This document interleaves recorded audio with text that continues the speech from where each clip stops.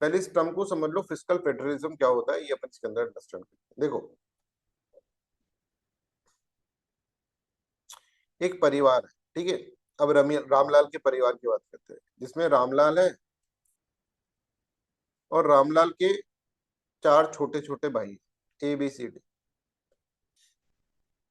अब रामलाल सबसे बड़ा है, ठीक है।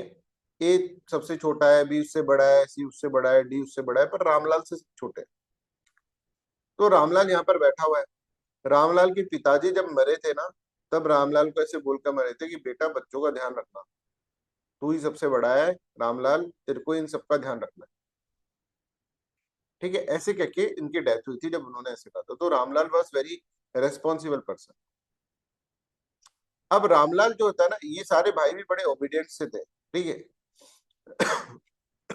रामलाल को पता था कि भाई इन भाइयों में किसका पोटेंशियल ज्यादा है, किसका पोटेंशियल कम है। तो रामलाल के पास ये सब भाई भाई सब मिलकर है ना 100 रुपए कमाते थे मान। अब रामलाल को ये 100 रुपए को डिस्ट्रीब्यूट कर रहा है इनको ABCD के अंदर, कुछ इस तरह से जिससे कि मान लीजिए ये थोड़ा सा कमजोर आदमी है ना, इसको पैसा इसको ज्यादा चाहिए, इसमें इतना टैलेंट नहीं, तो रामलाल इसको भाई ज्यादा पैसा दे देगा, इसको कम पैसा करेगा कि भाई ये तो अपने आप भी कर लेगा, फिर इसको करेगा, फिर ऐसे करेगा। इस तरह का ये सिस्टम बनाने की कोशिश करेगा रामलाल। अब कुछ दिन तक तो ये सिस्टम सही चलेगा, राइट। पर एक दिन एक आएगा कि भाई रामलाल तुम हमारे साथ है ना, मेरे साथ गलत व्यवहार करते हो, डिस्क्रिमिनेटरी ट्रीटमेंट। तू मेरा सौतेला भाई है कि रामलाल, सही से बता, क्या अपन एक ही माँ के बेटे हैं, या तेरे को पापा कहीं से रेलवे स्टेशन से उठा के लेके आए थे, या मेरे को लेके आए थे, मेरे साथ ऐसा क्यों कर रहा है? सर मेरा रामलाल कहता है नहीं नहीं भाई, मैं ऐसा नहीं कर रहा हूँ, मैं तो सबके साथ में बांट रहा हूँ। बोले नहीं नहीं रामलाल, तेरा कोई इंटरेस्ट है, बी है ना, तेरे को जब बी ज्यादा पसंद है, तेरे को सी ज्यादा पसंद है, तेरे को डी ज्यादा पसंद है, मैं तेरे को पसंद है। बी बोलता है कि नहीं, रामलाल को ए ज्यादा पसंद है, सी बोलता है रामलाल ABD। अब रामलाल का हो गया दिमाग खराब। रामलाल बोल रहा है यार इन भाइयों को ऐसे मैं बच्चों की तरह पाल रहा हूँ और ये ऐसे कर रहे हैं। तो रामलाल के एक मामा जी थे,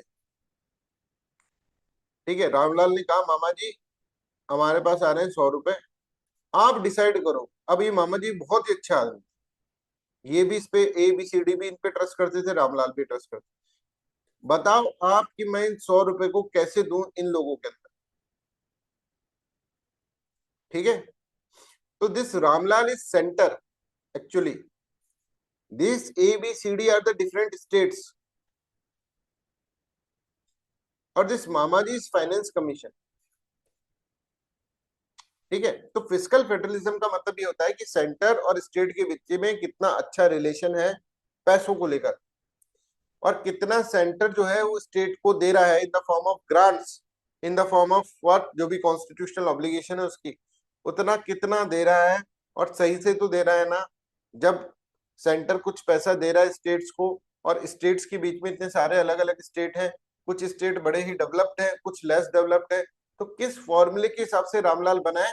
रामलाल जो करता था स्टेट्स को पसंद नहीं आता था, तो रामलाल गया मामा जी के पास, मतलब सेंटर गया फाइनेंस कमीशन के पास, और एक फाइनेंस कमीशन हमारे कॉन्स्टिट्यूशन में रहता है अंडर आर्टिकल 280, जिसके अंदर ये बोलते हैं कि भाई देखो, फाइनेंस कमीशन विल डिसाइड और विल रिकमेंड, डिसाइड नहीं विल रिकमेंड, कि रामलाल को कितना पैसा नीचे देना चाहिए, और क्या फॉर्मूला रामलाल को अपनाना चाहिए जिससे कि ये पैसा नीचे जाए,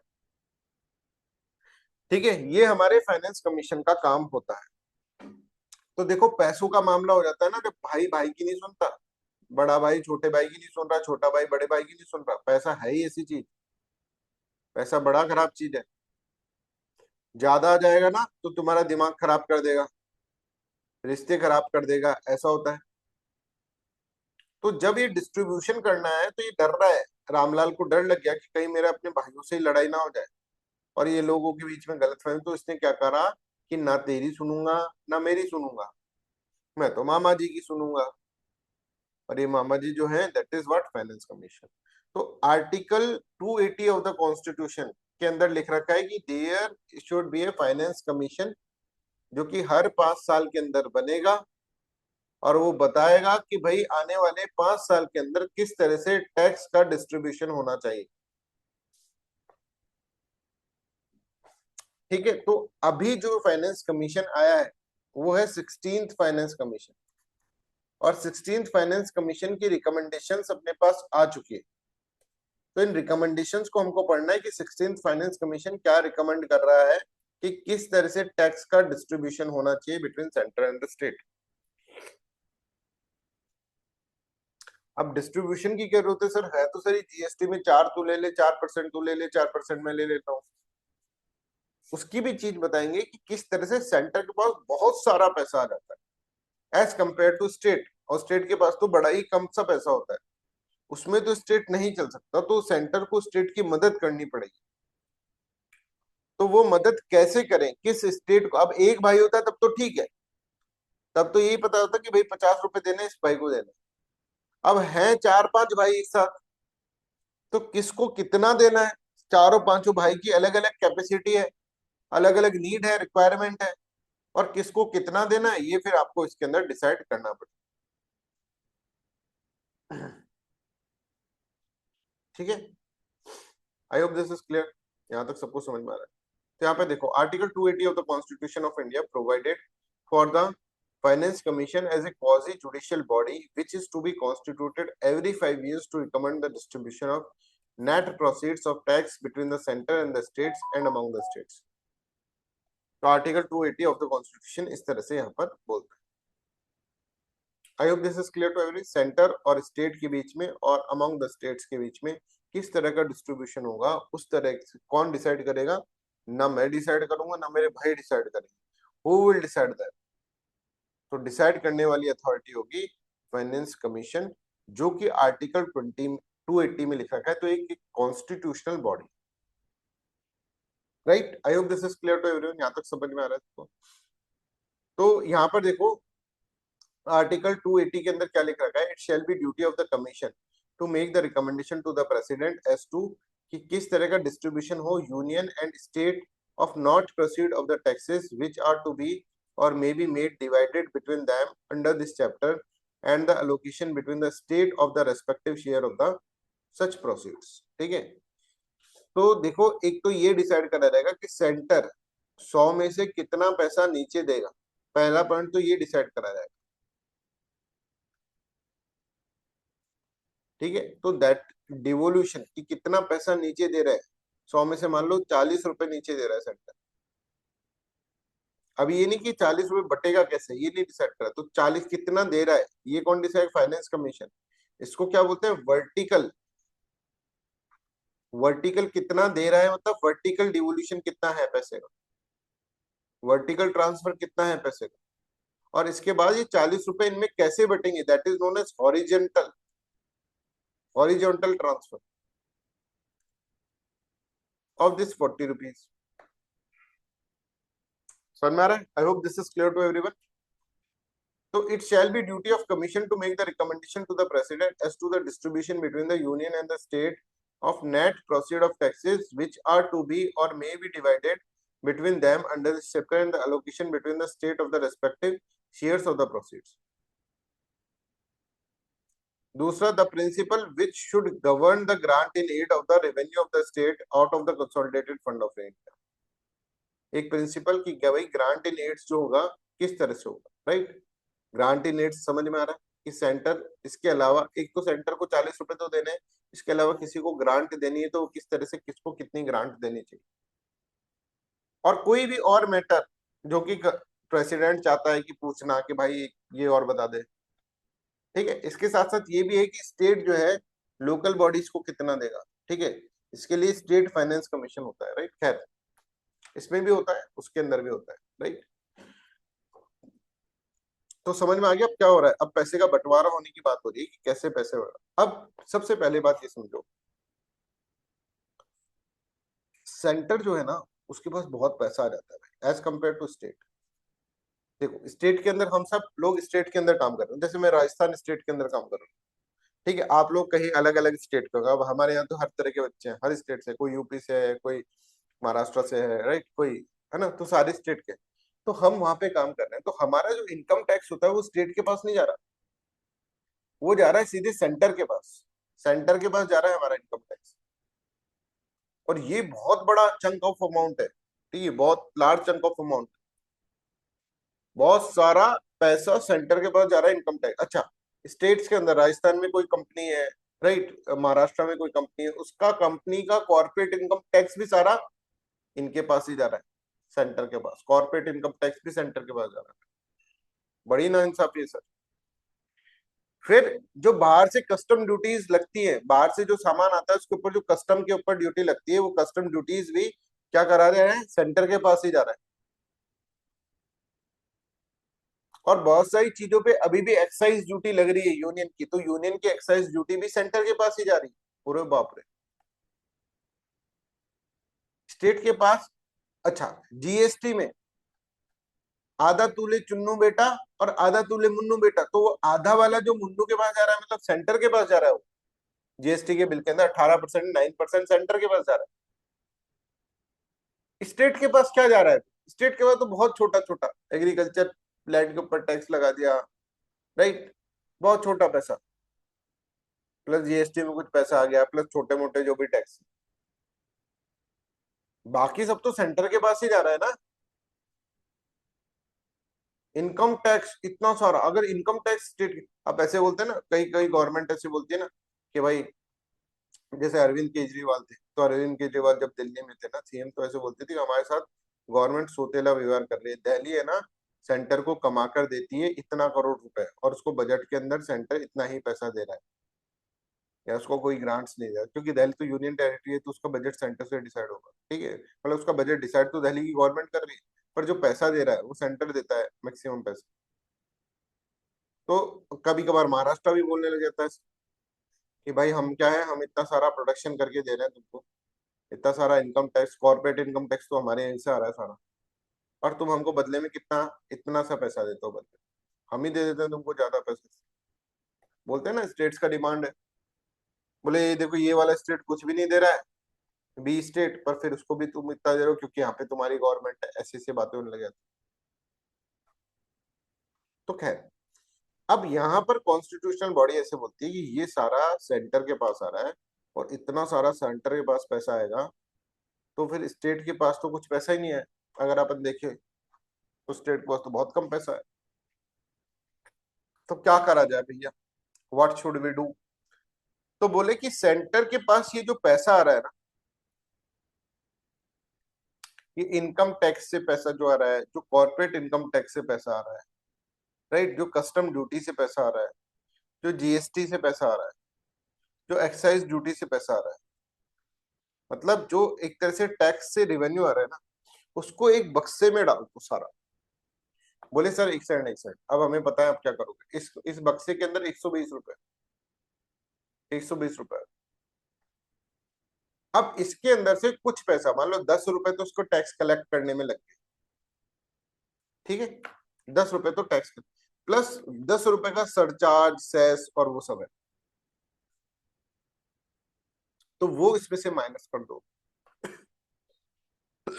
बचा कितना, 100 रुपए। अब ये 100 रुपए पूरा का पूरा सेंटर अपने पास नहीं रखेगा, कुछ नीचे भी डिवॉल्व करेगा। कितना करेगा, that will be decided by finance commission. जैसे अभी 16th फाइनेंस कमीशन ने कहा है कि 41 रुपीज जो है ना, वो नीचे ट्रांसफर करते हैं। और नीचे कौन बैठे हैं, नीचे बैठे हैं स्टेट्स, हाथ फैलाए, ये देखो ये स्टेट्स बैठे। तो 41 रुपीज इनके अंदर किस किस तरह से जाएगा, that will also be decided by the finance commission, but उसका एक फॉर्मूला होगा जो अपन को पढ़ना पड़ेगा। पर अभी फाइनेंस कमीशन तो क्या करा है कि 41 रुपए तो नीचे डिवॉल्व कर दे, मतलब vertical devolution is 41 rupees, and how this rupees will be distributed among this states, that will also be decided by certain formula, that I will let you know. But पहले ये समझ में आ गया, what this is known as divisible pool. ये 100 रुपए जो है डिविजिबल पूल है, और इस डिविजिबल पूल में से क्या कर रहे हैं, कुछ पैसा, और ये कौन रिकमेंड करता है, फाइनेंस कमीशन रिकमेंड करता है, कि जैसे 41% अभी फाइनेंस कमीशन ने रिकमेंड कर रहा है। I hope this is clear to everyone. तो यहाँ पर ये समझो कि स्टेट का शेयर इन डिविजिबल पूल अगर हम देखें, तो 14th फाइनेंस कमीशन में दैट वाज 42, उससे पहले देखो 32 वाज देयर, 32 से एकदम से अगर अपन देखेंगे तो 13th फाइनेंस कमीशन में 32 था, फिर उसका 42 करा गया, और 42 से फिर 41 करा गया। ऐसा कहा गया क्योंकि 41 इसलिए करा गया क्योंकि जो जम्मू एंड कश्मीर थी, जो पहले स्टेट थी, अब वो यूनियन टेरिटरी हो गई, तो उसका खर्चा उनको उठाना पड़ेगा सेंटर को। तो दैट्स वाई सेंटर ने कहा कि जम्मू एंड कश्मीर का स्टेटस क्योंकि चेंज हुआ है ना, तो उसका उसके अंदर कुछ पैसा हमको चाहिए उसके लिए, राइट। क्योंकि उसका तो अब डिवोल्यूशन नहीं होगा इसके अंदर 41 में, पहले तो इसमें तो जम्मू एंड कश्मीर भी आता था। तो इस तरह से उन्होंने 41 रुपीज करा, और इस साल भी 16 फाइनेंस कमीशन में भी ये 41 ही है। 41% of divisible pool. Divisible pool क्या है ये मैंने आपको इसके अंदर बताया। अभी बताओ, यहां तक सब बच्चों को क्लियर है? Please let me know.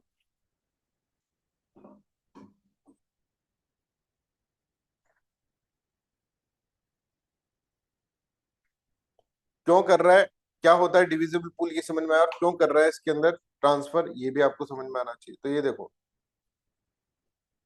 the share of the state in the divisible pool of the center tax has been recommended at 41%. This is same as the share recommended by the 15th Finance Commission.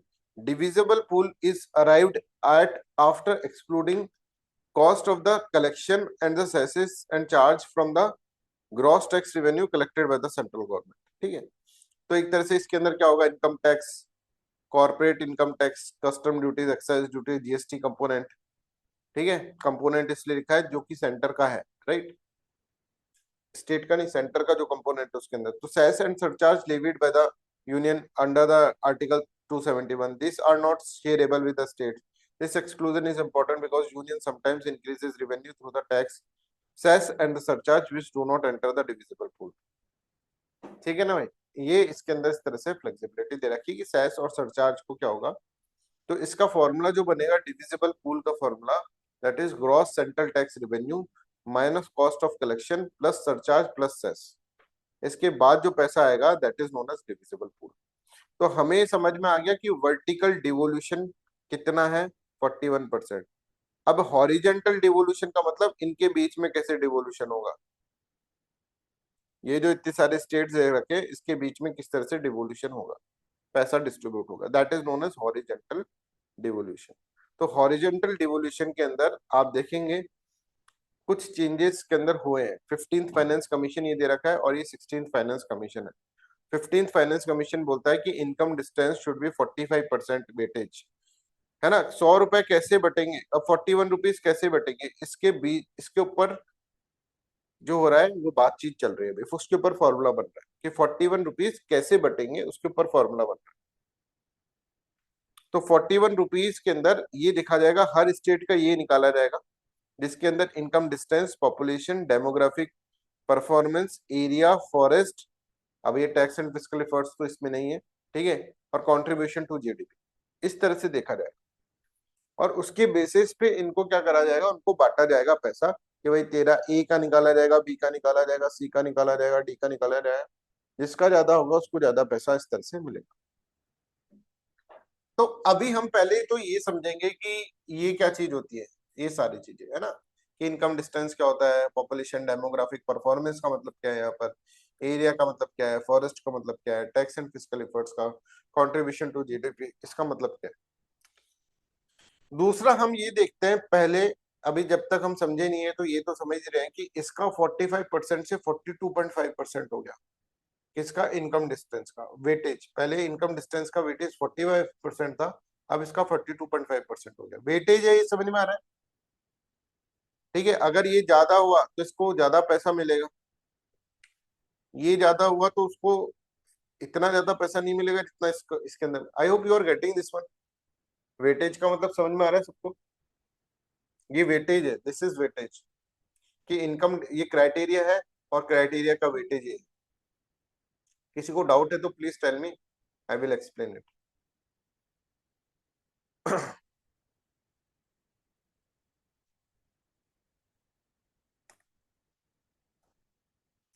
तो देख लो एक बार, income distance है, population है, demographic performance है, तो ये डिक्रीज हुआ है, ये इंक्रीज हुआ है, इसका weightage.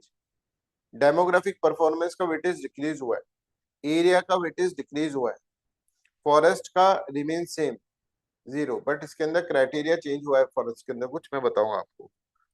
Tax and physical efforts पहले 2.5% था, अब 0 हो गया। मतलब इसको हटाकर एक तरह से इसको लेकर आ गए कंट्रीब्यूशन टू जीडीपी।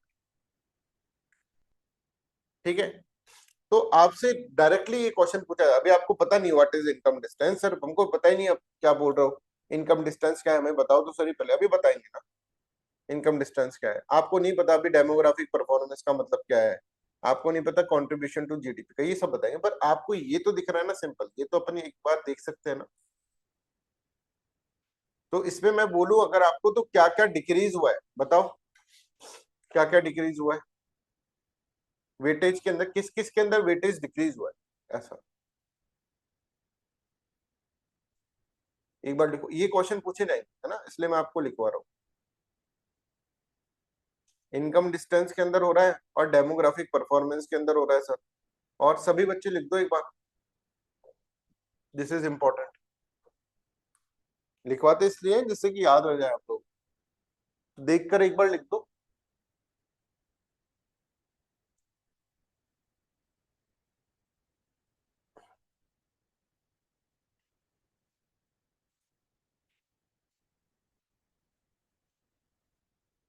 ठीक है, इनकम डिस्टेंस के अंदर कम हो रहा है सर, देखो एक तो ये, एक है ना सर डेमोग्राफिक परफॉर्मेंस के अंदर डिक्रीज हो रहा है, और एक एरिया के अंदर डिक्रीज हो रहा है वेटेज, पहले जो था ना उसके अलग वेटेज, और ये सर एक अलग निकाल के आया है कंट्रीब्यूशन टू जीडीपी। जो टैक्स एंड फिजिकल इफर्ट था वो तो 0 हो गया सर, इसमें भी अगर देखें तो चेंज हो रहा है ना, डिक्रीज हो रहा है, डिक्रीज होकर 0 हो गया टैक्स एंड फिजिकल इफर्ट्स के।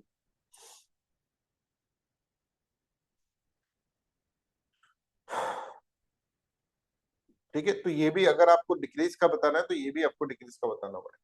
तो देखो ऐसे इनकम में डिक्रीज हुआ है, पॉपुलेशन के अंदर इंक्रीज हुआ है, डेमोग्राफिक के अंदर परफॉर्मेंस के अंदर वेटेज डिक्रीज हुआ है, फॉरेस्ट कवर के अंदर 0 हुआ है, और अगर आप देखेंगे इसके अंदर टैक्स एंड फिजिकल इफर्ट्स के अंदर भी डिक्रीज हुआ है। ठीक है, दैट इज डिक्रीज। एरिया के अंदर अभी हम देखें तो एरिया के अंदर भी डिक्रीज हुआ है, और एक नया क्राइटेरिया लेकर आ गए हम, इसको हटाकर टैक्स एंड फिजिकल इफर्ट्स को हटा के कॉन्ट्रीब्यूशन टू जीडीपी, है ना। I hope this is clear to everyone, या तो सबको क्लियर है। अब धीरे धीरे हम समझते हैं कि इनकम डिस्टेंस का मतलब क्या होता है, पॉपुलेशन का मतलब क्या होता है, ये चीज अपन इस तरह समझते हैं। ठीक है, अब आप ही मेरे को बताना, आपसे ही करवा लेता हूँ मैं सॉल्व।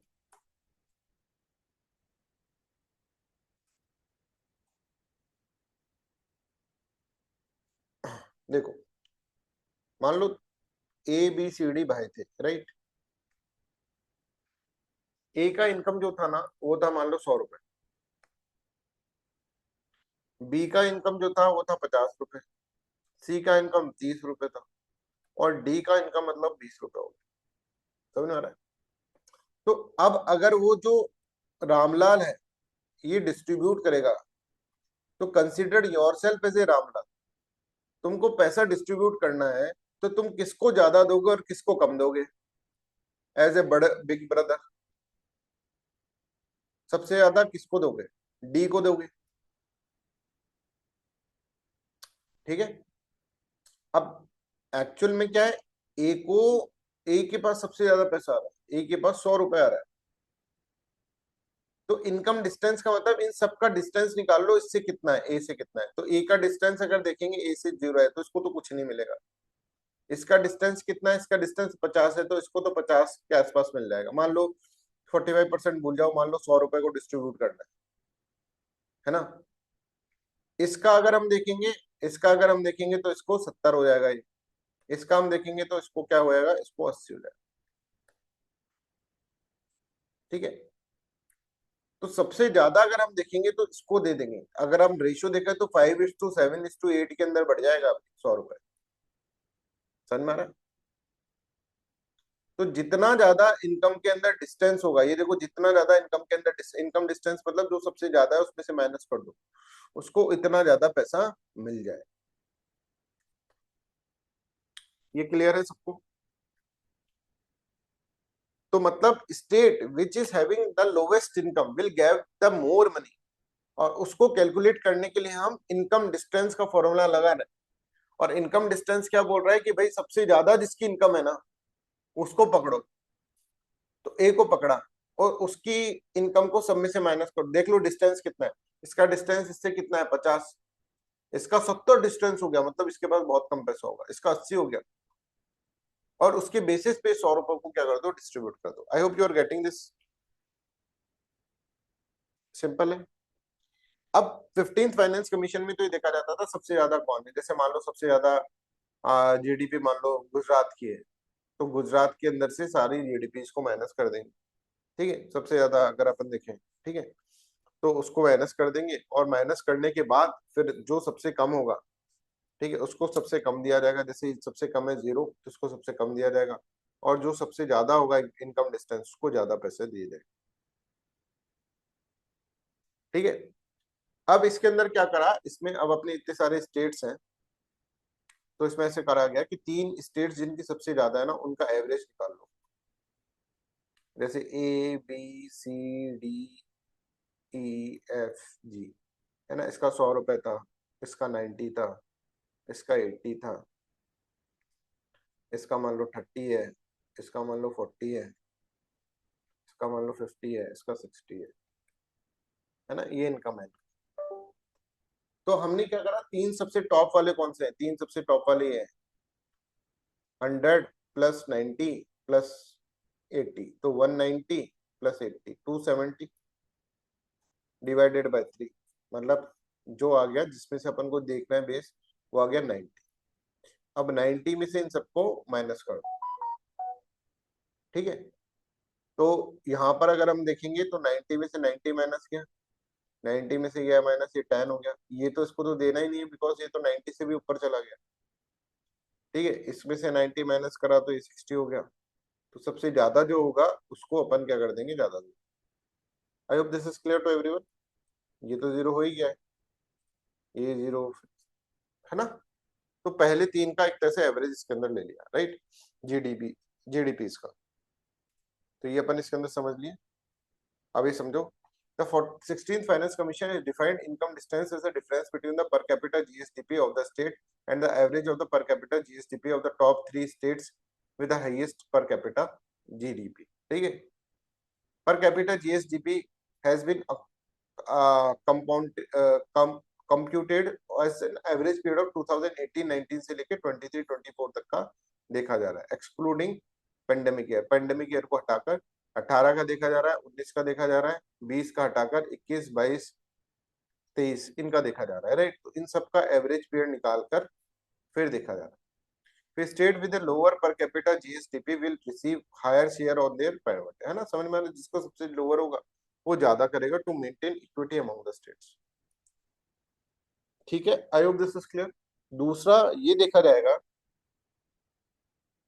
कि कौन सी स्टेट की पॉपुलेशन देखी जाएगी। अब एक मान लीजिए राजस्थान है, राजस्थान की पॉपुलेशन बहुत ज्यादा है, और मान लो मिजोरम की पॉपुलेशन बहुत कम है, तो देखा जाएगा कि जिसकी ज्यादा पॉपुलेशन है उसको ज्यादा, अब मान लो ए बी सी डी है ना, इनके ए के ऐसे समझो रामलाल के सामने ए के 5 बच्चे थे, इसका एक ही बच्चा है, इसके 2 बच्चे थे, राइट, इसके 3 बच्चे थे, इसके 2 बच्चे,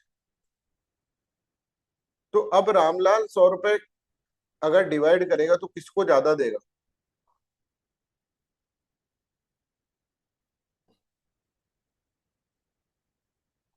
ए को ज्यादा देगा ना, तो पॉपुलेशन निकाली जाएगी जिस स्टेट की पॉपुलेशन ज्यादा है, जैसे यूपी की पॉपुलेशन ज्यादा है तो यूपी के अंदर ज्यादा दे दिया जाएगा, तो that's how you have to understand population, मतलब on this parameter the share is devolution is determined based on the share in the population as per the 2011 census, ठीक है। तो यहाँ पर आपने देखा था 2011 सेंसस, मतलब पहले इनकम जो था उसका 42.5% वेटेज था, और इसका वेटेज जो है दैट इज 17.5% वेटेज, पर ये आपको पॉपुलेशन वाला आपको समझ में आ गया होगा, right. I hope this is clear to everyone. अब नेक्स्ट जो है दैट इज डेमोग्राफिक परफॉर्मेंस। तो 15th फाइनेंस कमीशन में क्या था डेमोग्राफिक परफॉर्मेंस, और 16th फाइनेंस कमीशन में क्या चेंज हुआ है ये हमें देखना होगा। तो 15th फाइनेंशियल कमीशन में कि डेमोग्राफी आपकी किस तरह से परफॉर्म कर रही है, किस तरह से अच्छा परफॉर्म कर रही है डेमोग्राफी, ठीक है, तो दैट विल भी considered as the what, demography मतलब लोग। और इसके अंदर क्राइटेरिया लिया गया था, एक जो क्राइटेरिया लिया था वो था total fertility rate. Total fertility rate मतलब कि बियरिंग एज के अंदर, चाइल्ड बियरिंग एज के अंदर एक मदर कितनी बच्चों को पैदा कर रही है, राइट। अगर टोटल फर्टिलिटी रेट किसी की ज्यादा है, ठीक है, तो उसका मतलब कि वो पॉलिसी मेकिंग में थोड़ा वीक है ना। कम से कम टोटल फर्टिलिटी रेट, कम से कम टोटल फर्टिलिटी रेट होनी चाहिए। गवर्नमेंट तो ऐसा चाहेगी ना, सेंट्रल गवर्नमेंट, कि क्यों जबरदस्ती आप इतना सारा पॉपुलेशन बढ़ा रहे हो। तो टोटल फर्टिलिटी रेट जिसकी ज्यादा है, 15 फाइनेंस कमीशन में ऐसा बोला गया, तो उसको कम पैसा दिया जाए। ठीक है, I hope this is clear to everyone.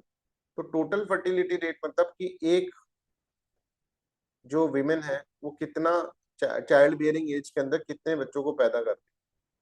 तो इसका मतलब अगर ज्यादा बच्चों को पैदा कर रही है तो इसका मतलब क्या है कि fertility rate will be high, है ना। तो इस तरह से आप इसके अंदर देख सकते हो।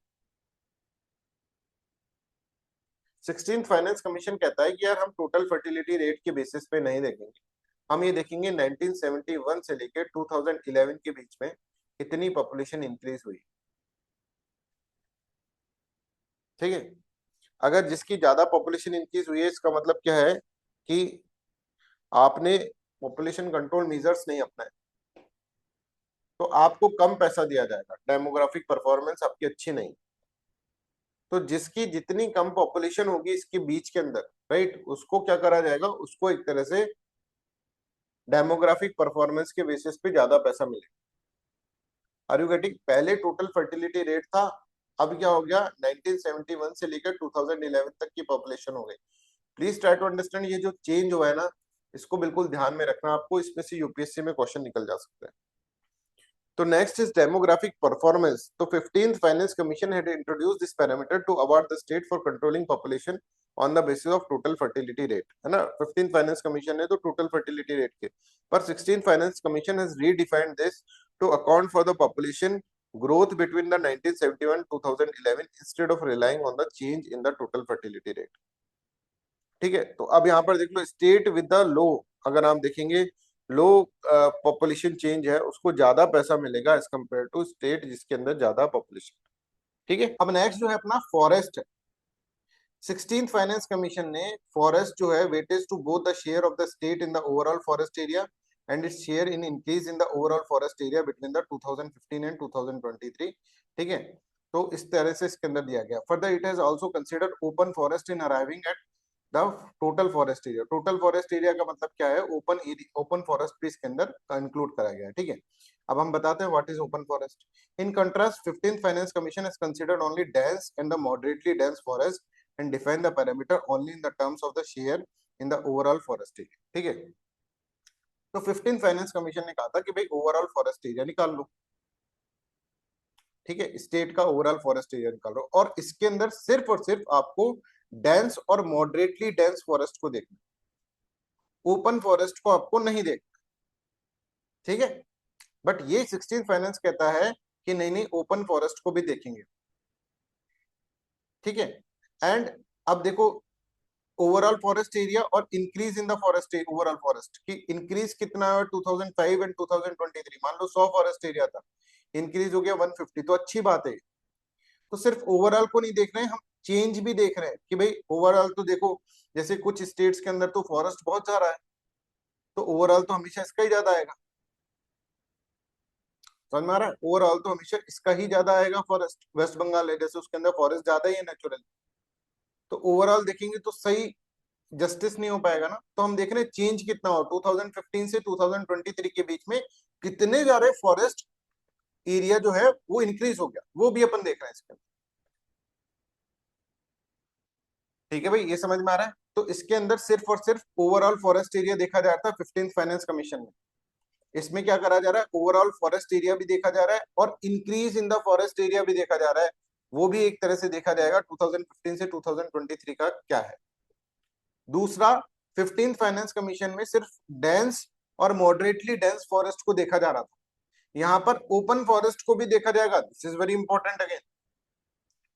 ओपन फॉरेस्ट मतलब इस तरह का कुछ फॉरेस्ट। अब ये देखो जंगल सा लग नहीं रहा, पर फिर ये इसको ओपन फॉरेस्ट अपन कहते हैं।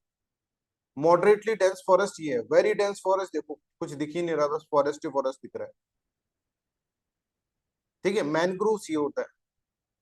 तो पहले मॉडरेटली डेंस फॉरेस्ट और ओपन फॉरेस्ट को देखा, तो वेरी डेंस फॉरेस्ट को देखा जा रहा था, अब इसको भी देखा जा रहा है। ठीक है, I hope this is clear to everyone. तो 15th फाइनेंस कमीशन में और 16th फाइनेंस कमीशन में सबसे पहले आप ये देखें फॉरेस्ट का शेयर। शेयर में क्या चेंज है बताओ, मतलब वेटेज के अंदर क्या चेंज है, इसका कितना था 15th फाइनेंस कमीशन का, जल्दी से बताओ। 15th फाइनेंस कमीशन का कितना शेयर था, 10%। और इसका कितना शेयर है, इसका कितना शेयर है, 10% अगेन। पहला पॉइंट सबको क्लियर है। तो इसमें तो कोई चेंज नहीं हुआ, बट अंदर से चेंज हो गया है। अंदर से कैसे चेंज हो गया है, इसके अंदर कौन कौन से हैं बताओ, कौन कौन से फॉरेस्ट कर रखे हैं, पहले पहले वर्ड्स बता दो। लिखना इसलिए जरूरी जिससे याद रह जाए, वैसे तुमको नहीं रहेगा याद, एग्जाम में नहीं रहेगा, ऐसे रिवीजन तो करते नहीं हो। मॉडरेटली डेंस सभी बच्चे लिखें, और वेरी डेंस। ओपन फॉरेस्ट था क्या इसमें, ओपन फॉरेस्ट नहीं था इसमें, मॉडरेटली डेंस कर दिया, वेरी डेंस कर दिया, और ओपन फॉरेस्ट भी कर दिया। समझ में आ रहा है। अच्छा, इसके अंदर चेंज था क्या, यस और नो, चेंज था क्या, कितना चेंज हुआ फॉरेस्ट एरिया के अंदर, नहीं था। इसमें ओवरऑल फॉरेस्ट एरिया था, और इसमें चेंज भी देखा जा रहा है, ओवरऑल फॉरेस्ट एरिया भी देखा जा रहा है, प्लस चेंज भी देखा जा रहा है। तो देखो पूरा का पूरा अंदर से बदल दिया ना, वेटेज सेम रखा पर अंदर से पूरा का पूरा चीजें बदल दी। तो I hope this is clear to everyone, forest वाला भी सबको क्लियर है। अब नेक्स्ट जो है that is contribution to the GDP. अब देखो, ये अपन ने कहा था कि ये भाई है हमारे छोटे, राइट, ये बड़ा भाई है। अब बड़े भाई के पास 100 रुपए है, और ये बंदा है ना, ये वाला भाई बहुत इसको कमा कमा के दे रहा है, पूरा घर चला रहा है, कमा कमा कर दे रहा है, राइट। पूरे फैमिली की तरक्की में इसका बहुत अच्छा कंट्रीब्यूशन। ये थोड़ा सा वीक है, इसका कंट्रीब्यूशन कम है फैमिली की ग्रोथ के अंदर। समझ में आ रहा है। तो अगर कंट्रीब्यूशन, अच्छा अब ये 100 रुपए किस में ज्यादा देगा किसको कम देगा, ये रात दिन मेहनत करके कंट्रीब्यूट कर रहा है, ये नहीं कर रहा है, ये और भी कम कर रहा है, तो किसको ज्यादा मिलेगा इसके अंदर से पैसा, अगर आप बड़ा भाई होते तो किसको ज्यादा देते,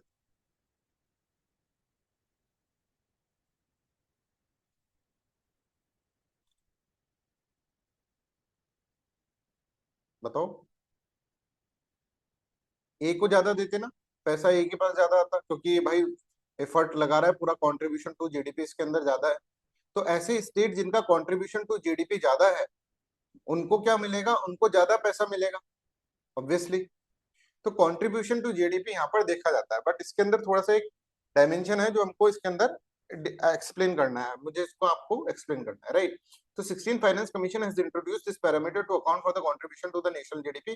This replaces tax and the fiscal efforts parameters used by the 15th finance commission with regarded।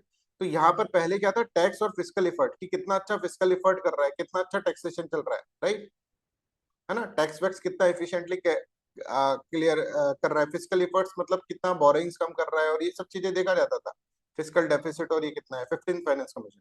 But अब इसको हटा दिया, इसके अंदर contribution to GDP by state is calculate, है ना, contribution to GDP by state. अब बच्चों को यहीं तक याद रहता है, वो एक स्टेप आगे क्वेश्चन पूछ सकता है। इसका कैलकुलेशन जो होगा ना, is calculated is square root of GSDP to the sum of the square root of GSDP of all states. Square root का क्या प्रॉब्लम है भाई, ये अपन को इसके अंदर देखना पड़ेगा, right. I hope this is clear. GSDP to each state has been measured as the average nominal GSDP 2018 से 19 2023-24 excluding the pandemic year of the, ना पेंडेमिक वाले को हटाकर इनका एक एवरेज देखा जाता है। ठीक है, जैसे जीएसडीपी अगर मेरे को मान लो राजस्थान की निकालनी होगी, तो राजस्थान के अंदर हमको देखना पड़ेगा 2018, 19 और 21 और 23, 22 और 23, इसमें कितना रहा है डिवाइडेड बाय जितना भी इसका एवरेज है, मतलब 4 या 5 ईयर्स जितना भी रहता है, वो अपन को इसके अंदर देखना पड़ता है, राइट। तो ये एवरेज इसके अंदर इस तरह से निकालना पड़ेगा। तो जीएसडीपी राजस्थान की आ जाएगी, और इस तरह से जीएसडीपी सबके आ रहे, राइट। तो अब ये है कि इसके अंदर कितना शेयर मिलेगा, तो शेयर इतना मिलेगा राजस्थान की जीडीपी डिवाइडेड बाय सबकी जीडीपी, ठीक है। तो स्टेट जीएसडीपी ऑफ राजस्थान और डिवाइडेड बाय स्टेट जीएस, पर यहाँ पर देखो स्क्वायर रूट भी लगा रखा है। अब ये स्क्वायर रूट का क्या फंक्शन है, ये अपन इसके अंदर अंडरस्टैंड करते हैं, राइट। तो लेट्स अंडरस्टैंड दिस। मान लीजिए एक 4 लेते हैं अपन, एक 16 लेते हैं, इसका एवरेज निकाल कर बताओ क्या है।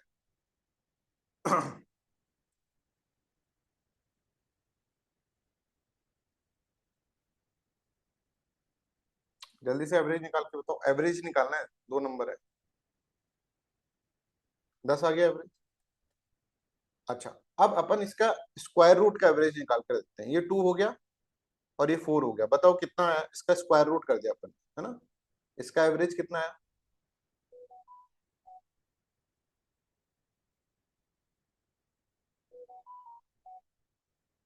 इसका एवरेज 3 है। अच्छा, ये वाला जो है वो ज्यादा वाले के पास में है या कम वाले के पास में है?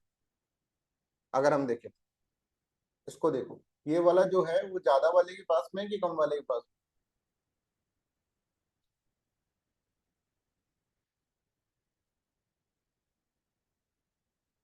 में, एज कंपेयर टू दिस। मतलब ओरिजिनल नंबर ये देखो, ये 10 है वो 16 के पास में है ना। अगर हम देखें तो पास तो 16 के, और 3 जो है वो 4 के पास में है। Are you getting this? समझ में आ रहा है? ओरिजिनल तो यही था ना भाई, 4 और 16। तो 3 जो है वो 4 के पास में है, और 10 जो है 16 के पास में है। मतलब 10 जो है अमीर आदमी के पास में है, और 3 जो है गरीब आदमी के पास में। Are you getting this?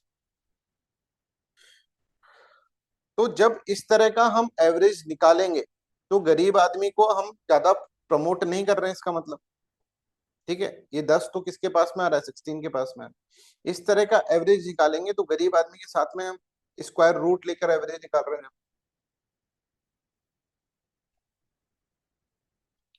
I hope this is clear. अब इसको और एक्सप्लेन कर दूंगा, यहाँ तक क्लियर हुआ क्या? देखो हमने क्या बोला कि एक नंबर लिया हमने 4 और एक नंबर लिया 16। अब 4 और 16 का नॉर्मल एवरेज अपन ने जब निकाला तो नॉर्मल एवरेज कितना है, 10, है ना। और जब हमने स्क्वायर रूट एवरेज निकाला, दोनों का स्क्वायर रूट लेकर एवरेज निकाल दिया तो आया 3। तो ये ए है, ये बी है। तो बताओ इसके अंदर ये बी के ज्यादा नजदीक है कि ए के ज्यादा नजदीक है रिलेटिवली? अगर अपन देखो पहला वाला, बी के ज्यादा मतलब बड़े वाले के ज्यादा पास में, स्टैटिस्टिक है, बिल्कुल बिल्कुल नॉर्मल है ना। और ये किसके ज्यादा पास में है, ए के की बी के? ये छोटे वाले के ज्यादा पास में, ठीक है। I hope this is clear to everyone, यहाँ तक सबको क्लियर है। अब मान लो हमारे कंट्री के अंदर 3 ही स्टेट्स है, ठीक है। स्टेट ए, स्टेट बी और स्टेट सी, है ना। स्टेट ए की जीएसडीपी मान लो 400 लाख करोड़ है, इसकी 100 लाख करोड़ है, और स्टेट सी की मान लो 25 लाख करोड़ है, ठीक है। तो स्टेट ए, बी और सी, तो आप बताओ स्टेट ए को कितना मिलेगा, 400 अपॉन 500, 525। अगर हम नॉर्मल एवरेज से निकाल कर दें 525, है ना। इसको एक बार परसेंटेज में कन्वर्ट कर लेना, बता देना मेरे को, फिर कोई भी एक बच्चा कर ले। स्टेट बी को 100 अपॉन 525 इंटू 100, मतलब ये करके दे दो मेरे को एक बार, कैलकुलेटर यूज कर लो जैसे। स्टेट सी जो होगा वो 25 अपॉन 525 इंटू 100। अगर नॉर्मल अगर हम देखें तो, है ना, नॉर्मल अगर परसेंटेज निकाले इसके अंदर बिना स्क्वायर रूट करे, मतलब परसेंटेज निकाले, मतलब 400 को कितना मिलेगा, 100 को, और ये सब बताओ तो इसको कितना परसेंटेज मिल रहा है, कॉन्ट्रीब्यूशन टू जीडीपी इसका 400 है, 76%। ओके, इसको कितना मिल रहा है, 19% के आसपास मिल रहा होगा।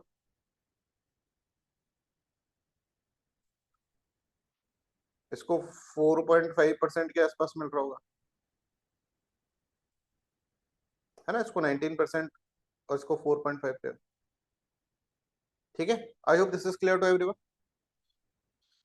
अब भाई ये अगर हम देखें तो 76% किसको, बड़े वाले को कितना ज्यादा मिल रहा है, देखो 76%, इसको 19%, इसको 4.5% ही मिल रहा है। ठीक है, इसको कम ही मिलेगा क्योंकि कंट्रीब्यूशन टू जीडीपी, पर इतना भी कम, दैट इज, ये तो बड़ी नाइंसाफी हो गई ना स्टेट सी के पास। बहुत ज्यादा कम नहीं मिल रहा है इसको, सर इसका कंट्रीब्यूशन ही कम है, फिर भी यार ज्यादा कम नहीं मिल रहा इसको। हाँ सर मिल तो रहा है सर, बहुत कम मिल रहा है सर इसको, देखा जाए तो इसको परसेंटेज के फॉर्म के अंदर बड़ा कम मिल रहा है। ठीक है, तो 100 रुपए होंगे तो सेंटर ए को जो होगा 76 दे देगा, 19 दे दे और इसको 4.5 दे दे सर, पर 4.5 तो बहुत ही कम है सर। अब इसका आप क्या करो, इसका स्क्वायर लो, इसका इसका और स्क्वायर, स्क्वायर लेके निकालो फिर, जो मैंने अभी यहाँ पर करा है ना वो स्क्वायर लेकर, इसका कितना होगा, 400 का स्क्वायर कितना होगा, बता दो भाई, ये तो बड़ा इजी है। सब बच्चे लिख लो, एक बार जो पूछ रहे हैं ना वो लिखा करो सब। 20, इसका स्क्वायर कितना होगा 10, इसका स्क्वायर कितना होगा 5। ठीक है, अब निकालो इसका कंट्रीब्यूशन टू जीडीपी का मतलब रेशो कितना बनेगा, इसका टोटल कितना इसको परसेंटेज मिलेगा, ये देख लो इनके अंदर, जैसे इसको निकाला था वैसे। तो 20/30, 35, राइट, इंटू 100 कितना है, इसको कितना मिल जाएगा, 10/35 इंटू 100, और 5/35 इंटू 100।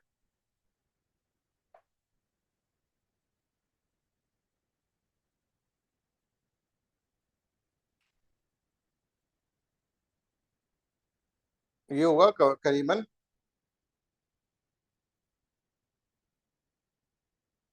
57%। कैलकुलेट कर लेना, एम आई राइट।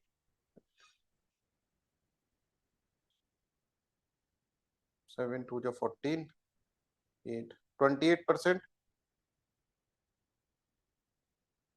7 1 7, 7 4 28, 14%, ऐसा कुछ रहेगा।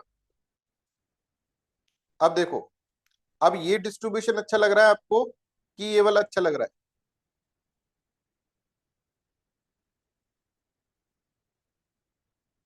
बताओ। मतलब ए वाला, सॉरी, ए वाला अच्छा लग रहा है कि बी वाला अच्छा लग रहा है,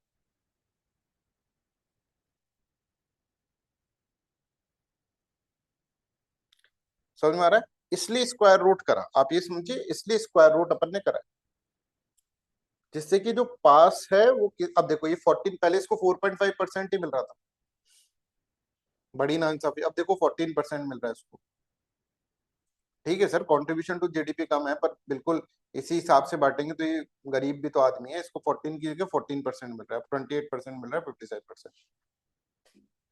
तो भूले बिसरे अगर ऐसा क्वेश्चन आ गया तो सबसे पहले तो यही नहीं पता होगा बच्चों को कि इसके अंदर कौन कौन से क्राइटेरिया है ना, 14th फाइनेंस कमीशन के अंदर कौन कौन से क्राइटेरिया, अगर contribution to GDP of state पता हो गया तो ये नहीं पता होगा कि स्क्वायर रूट, और अगर स्क्वायर रूट भी पता हो गया, रट लिया वो स्क्वायर रूट, तो ये नहीं पता होगा कि स्क्वायर रूट लगाया क्यों गया है।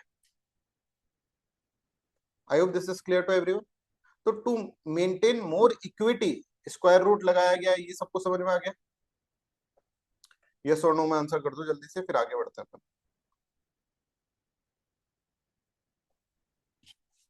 तो यहाँ पर this square root is having a significance, more equity के लिए अपन ने स्क्वायर रूट यहाँ पर लगाया, राइट। तो चलो अब क्वेश्चंस कर लेते हैं इसके ऊपर।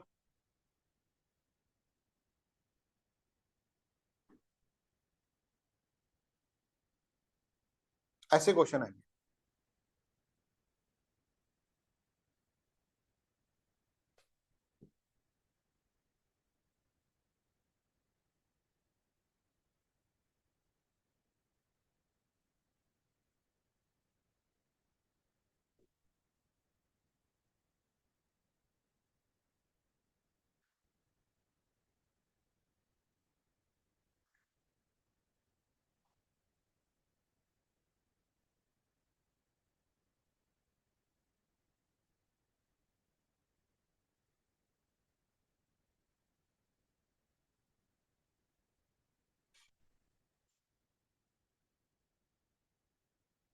जल्दी से कर लो।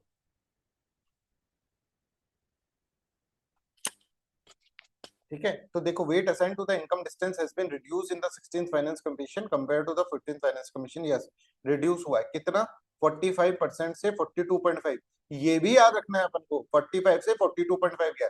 16th finance commission is very very important because ये एक कॉन्स्टिट्यूशनल बॉडी है, तो इसके क्वेश्चंस डायरेक्टली पूछे जा सकते हैं, इसमें डेटा भी अपन को याद रखना पड़ेगा। फिर दूसरा है the weight assign to the population has been increase in the population 2011। Yes, पहले कितना था 15%, अब कितना हो गया 17.5%। Tax and fiscal criteria used by 15th Finance Commission has been replaced by the contribution to GDP. Yes, this is also correct. So 1, 2 and 3 will be correct answer. C will be the correct answer. इस तरह के questions पूछे जाएंगे। चलिए,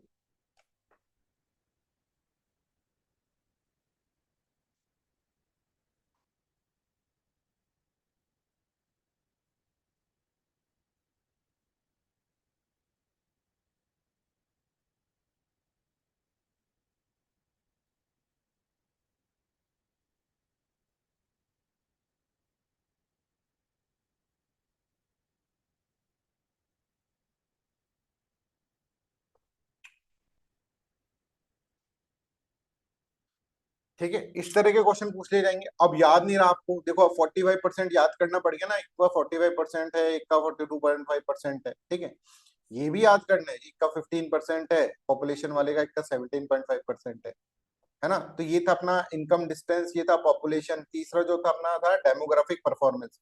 demographic performance में अगर आप बताओ 15th फाइनेंस कमीशन और 16th फाइनेंस कमीशन में अंदर क्या अंतर था। ये तो ये था कि 12.5% है और ये 10% है। बताओ इसमें किस क्राइटेरिया को लेते थे, इसमें लेते थे सर टोटल फर्टिलिटी रेट को। और यहाँ पर अपन चेंज इन द पॉपुलेशन 1971 से 2011 तक की पॉपुलेशन क्या कितना चेंज हो रहा है वो देख रहे हैं। ठीक है, फिर एरिया का अगर हम देखें तो ये ऐसे मुंह जबानी याद होनी चाहिए। 15% है, इसका 10% है। फिर हम फॉरेस्ट का देख रहे हैं तो फॉरेस्ट का 10% फॉरेस्ट का भी था। ठीक है, तो फॉरेस्ट एंड इकोलॉजी का ही 10% टू 10% है, बाकी किसी का नहीं। अगर हम देखेंगे तो बाकी किसी का नहीं है, तो यहाँ पर इस तरह से only one will be the correct answer. ठीक है, ये करो।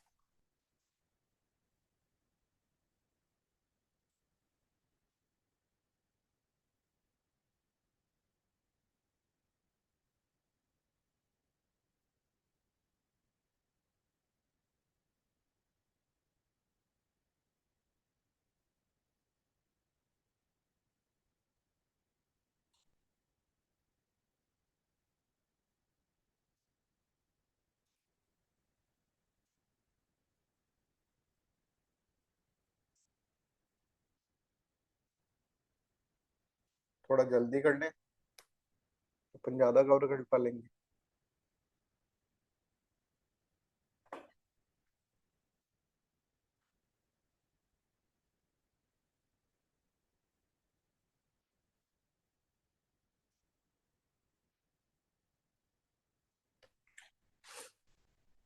ये इनकम डिस्टेंस की बात हो रही है बच्चों। इनकम डिस्टेंस कल पढ़ाया था, आज भूल गए। राइट, मैंने कहा था एक ए की 100 रुपये कमाता है, बी 50 कमाता है, सी 20 कमाता है, डी 40 कमाता है। ठीक है, तो हम देखा जाता है कि इनकम डिस्टेंस किसका ज्यादा है। राइट, क्योंकि जो कम कमा रहा है उसको ज्यादा देना पड़ेगा ना। Right, contribution to GDP is different thing और income distance is different thing. Are you getting this point? आपने कंट्रीब्यूशन टू जीडीपी के हिसाब से लगा दिया आंसर। फिर मैंने कहा था कि सबसे ज्यादा जो है उसमें से माइनस कर लेंगे, ये माइनस कर लिया। पढ़ो तो सही, ये पहला क्राइटेरिया है, वो लास्ट वाला क्राइटेरिया था। तो यहाँ पर ए का हिसाब से 0 आ जाएगा, इसका 50 आ जाएगा, तो जिसका ज्यादा आएगा, इसका 80 ज्यादा है तो उसको ज्यादा दे देंगे।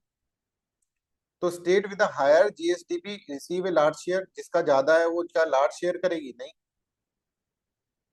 Under this parameter to reward the economic efficiency, नहीं, वो कंट्रीब्यूशन टू जीडीपी के अंदर हो जाएगा वो सब। पर इस वाले के अंदर इनकम डिस्टेंस के अंदर तो 45%, क्योंकि सबके क्राइटेरिया वेटेज अलग है ना। तो यहाँ पर आप देखेंगे तो second will be what, second will be wrong. और ये कहा था मैंने कि पहली तीन जो जीडीपी है ना, पहली तीन स्टेट की जीडीपी उनका एवरेज निकाला जाता है और उसके बेसिस पे फिर इनकम डिस्टेंस निकाला जाता है। तो फर्स्ट इज करेक्ट, कल का सब भूल गए आप लोग। A will be correct answer. Anybody has any doubt in this, please ask.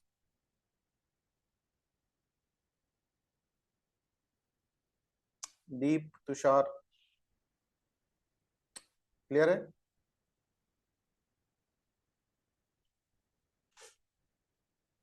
ये करो 318।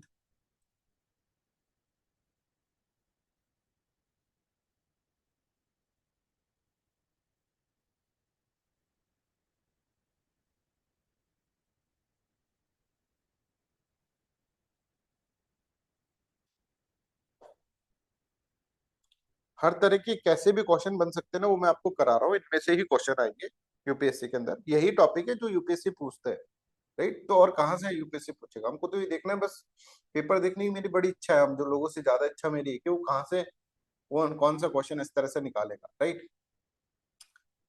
सब बच्चे सी सेट की प्रैक्टिस कंटिन्यू रखें। देखो सी सेट के अंदर मत लुढ़ जाना प्लीज। सी सेट का को भी बहुत सीरियसली लो। रोज कॉम्प्रिहेंशन सॉल्व करो, राइट? और रोज जो भी प्रैक्टिस है वो प्रैक्टिस करते जाओ। जहां पर भी आपको बुक उठाओ और बुक सॉल्व करने लग जाओ, जो भी टॉपिक आपको पढ़ा रखे और जो भी आपके स्ट्रांग है आपने पढ़ रखे हैं वो भी करते जाओ। बाकी अभी अपन सी सेट का लेते हैं क्लास, डायरेक्टली पूरा करेंगे आज की। इस वीक के अंदर मेरा टारगेट है कि आपका एक बार पॉलिटी का जो भी बचा हुआ है वो कंप्लीट करा दूं, और तो आपका पॉलिटी पूरा हो जाएगा। क्योंकि अब फिर वो याद करने वाली चीजें, तो याद करने के अंदर 2-3 बार टेस्ट ले लेंगे उनका, तो बिल्कुल अच्छे से हो जाएगा मेरी तरफ से। आपकी तरफ से तो पता नहीं भी है, राइट? तो पॉलिटी का पूरा कंप्लीट करा देंगे। और ये ऑलमोस्ट इसके अंदर काफी चीजें जो होंगी, जैसे मेरे को अभी आपको वो भी पढ़ा रहा है इसके अंदर, इकोनॉमिक सर्वे, ठीक है? इकोनॉमिक सर्वे के अंदर क्या क्या चीजें वो भी देखनी होगी। तो वो सब चीजें देखकर, इंडस्ट्रीज वाला टॉपिक होता है वो अच्छे से अंडरस्टैंड करके फिर आपको वो पढ़ाना होगा। तो इसमें थोड़ा सा टाइम लग जाएगा, मतलब इस मंथ तो ये खत्म ही रहेगा इकोनॉमिक्स। और वो तो अब ज्यादा बचा नहीं है। एनवायरमेंट है ना, एनवायरमेंट को तो हम 3-4 क्लासेस के अंदर भी कंप्लीट कर सकते हैं, अगर 2-3 घंटे की अपन क्लासेस ले ले तो। ठीक है, तो उसकी क्लासेस बढ़ा देते हैं एनवायरनमेंट की, क्योंकि मेजर जो समझने वाली चीज थी वो कर ली अपन ने। अब थोड़ी बोरिंग और रटने वाली चीज होगी, राइट? जिसके अंदर हम सिर्फ और सिर्फ वो देखेंगे कौन कौन सी ऑर्गेनाइजेशन हैं, ठीक है? क्लाइमेट चेंज के ऊपर कौन कौन सी कॉन्फ्रेंसेज है, उनके ऊपर क्या करंट अफेयर्स है, और ये सब चीजें उसके अंदर देखेंगे। ठीक है, तो करंट अफेयर्स में तुमको साथ साथ ही करा रहा हूँ सब, इसका इकोनॉमिक्स का भी और उसका भी। और आप करंट अफेयर्स को उससे रिवाइज करते रहे। जो भी अपन करंट अफेयर्स करवाने, हो सकता है 1-2 करंट अफेयर्स छूट जाए। ठीक है, अब जो करंट अफेयर्स आएंगे ना उसके अंदर साइंस एंड टेक्नोलॉजी के टॉपिक ज्यादा होंगे, जो कि आपके बहुत इंपॉर्टेंट है ना? साइंस एंड टेक्नोलॉजी को बेसिक से मैं उसके अंदर करवा दूंगा आपको। और जब हम साइंस एंड टेक्नोलॉजी पढ़ेंगे तो और ज्यादा वो रिवाइज हो जाएगा अपना, ठीक है? तो which one of the following best explain the purpose of the using income distance by the 16th Finance Commission of India in the horizontal tax devolution? To ensure inter-state equity, B will be the correct answer. चलिए 319 करें।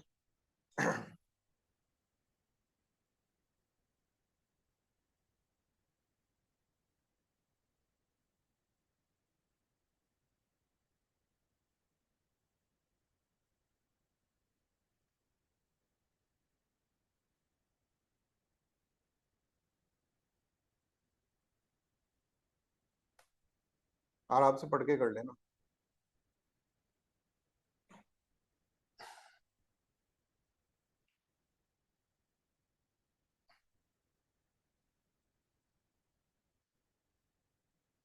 सबसे ज्यादा improvement जो आप लोगों ने करा है ना, जिसने करा है वो केतन ने करा है। टू बी वेरी, ऐसा नहीं कि सर उसका सिलेक्शन हो गया इसलिए बता रहे थे। केतन जब आए थे, और केतन आज के दिन बड़े डेंजरस हो गए केतन अब, राइट? और ये बंदा आंसर राइटिंग भी उसी झील से कर रहा है। आप देखिए 10-12 क्वेश्चन रोज के लिख लेता है इसके साथ। पता नहीं इसके पास क्या ज्यादा टाइम है क्या है, right? I don't know. But इसको जो बोले वो कर लेते हैं। इसको इंटरनेशनल रिलेशन के 60 लेक्चर दिए मैंने, 3-4 दिन के अंदर तो बंदे ने खत्म ही कर दी। ठीक है, और उसके साथ साथ क्वेश्चंस भी लिखवा लिए। मतलब ऐसा लग रहा है कि बहुत इंजॉय करके पढ़ रहा है केतन अभी, राइट? तो इंजॉयमेंट के साथ पढ़ोगे तो बहुत सही होगा। ये बोल भी रहा था मेरे से कि सर मेंस का प्रिपरेशन में कर रहा हूँ ना, तो मेरे को बहुत मजा आ रहा है। प्रीलिम्स की प्रिपरेशन जैसे ज्यादा मजा मेंस की प्रिपरेशन में आ रहा है। है ना। और जो मतलब आप लोग ऐसे देखो, स्थिति वैसी होती है, अगर इससे पहले हम पूछेंगे केतन की तुम्हारा क्या था, आज मैं यही सोच रहा था कि कितना ज्यादा इम्प्रूवमेंट हुआ है, मतलब बच्चे में इतना इम्प्रूवमेंट, है ना। तो पहले मैं इससे पूछता था तो इसका ये था, पहले आंसर राइटिंग तो बहुत डिफिकल्ट लगती है, आंसर राइटिंग तो नहीं कर सकते। अब काफी अच्छी आंसर राइटिंग करने लग गया है, मैंने देखा इसका भी आंसर्स। राइट, अब ऐसे राइटिंग का भी इसको मतलब, मैं मेरे पास समय कम है, नहीं तो मैं इसके साथ बिल्कुल इन्वॉल्व हो जाता पूरा। ठीक है, अब इसने ऐसे राइटिंग भी करने स्टार्ट कर दी, 3-4 टॉपिक दे, सब पे लिखने लग गया ऐसे। मतलब इसको दो और ये कर देगा, मतलब ऐसा है, पता नहीं। ऐसा होता है ना कि भाई किसी के पास, अब ये पता है क्यों है, ये सिर्फ इसलिए है क्योंकि वो मजे से पढ़ रहा है, बर्डन लेके नहीं पढ़ रहा, उसको मजा आने लग गया है। तो पढ़ाई को जितने मजे से आप पढ़ोगे ना, उतना ज्यादा आपके लिए बेनिफिशियल रहेगा। राइट। अब मैं मतलब इमेजिन नहीं कर सकता 10-15 10-12 महीने पहले वाला केतन और आज का केतन, जमीन आसमान का नहीं, मतलब बहुत ज्यादा फर्क। और इसके अब मार्क्स भी अच्छे आ रहे हैं, प्रीलिम्स वाले के अंदर भी मार्क्स अच्छे आ रहे हैं, तो प्रीलिम्स भी इसका यूपीएससी का होने के चांसेस बढ़ जाते हैं।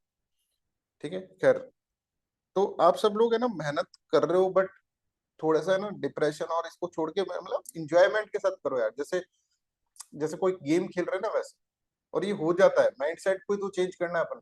इसने भी करा है, इसको भी पहले बहुत डिप्रेस आया था मेरे सामने, इसने भी अपना माइंड सेट चेंज कराया, एक मतलब एक कॉन्फिडेंस लाया। और ऐसे नहीं कि बहुत एक्स्ट्राऑर्डिनरी टैलेंटेड है भाई, normal student.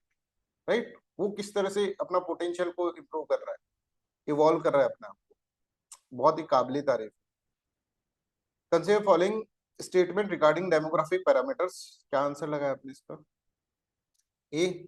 It measures population growth between 1971 and 2011. State with a higher population growth receive a higher share under this parameter. ठीक है, तो this is not right. और it continue to rely, this is not right. So first only will be the correct answer. 319 का correct answer ये होगा। Right, अब grant इन ads क्या होता है ये अपन इसके अंदर समझते हैं, what is grant in aid. Right, तो 16th finance commission has recommended.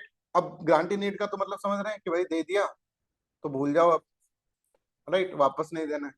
तो ऐसे ग्रांट्स भी देने की बात होती है। 275 आर्टिकल जब हम पढ़ेंगे, आर्टिकल 275 ऑफ द कॉन्स्टिट्यूशन, तो उसके अंदर ये है कि ग्रांट्स देगा सेंटर, स्टेट को ग्रांट्स दे।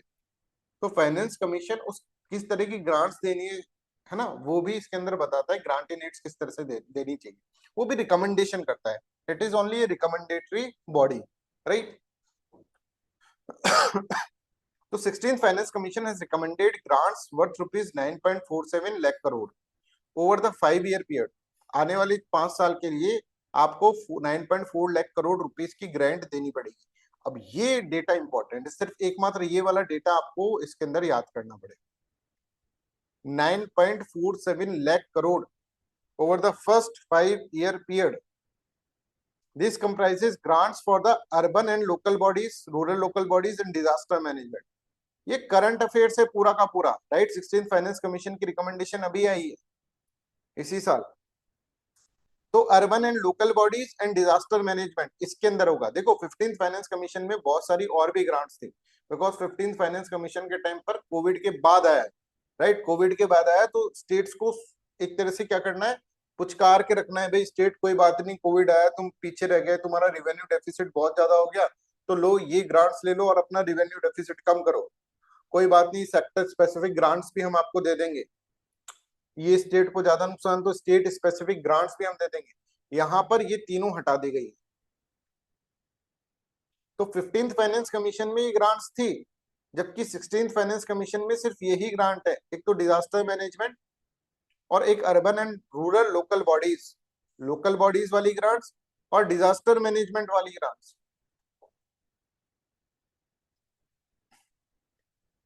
बाकी ये ग्रांट्स नहीं है। I hope this is clear to everyone.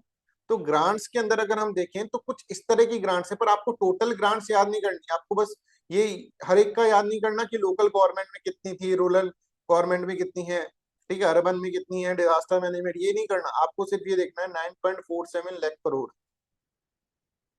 ये टोटल ग्रांट।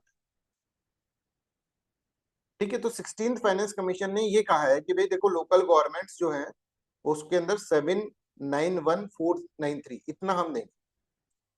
और उसके अंदर भी रूरल लोकल बॉडीज के अंदर इतना होगा और अर्बन लोकल बॉडीज के अंदर इतना होगा। देखो रूरल लोकल बॉडीज के अंदर कम पैसा दिया जा रहा है, ज्यादा पैसा दिया जा रहा है as compare to urban local bodies. समझ में आ रहा है?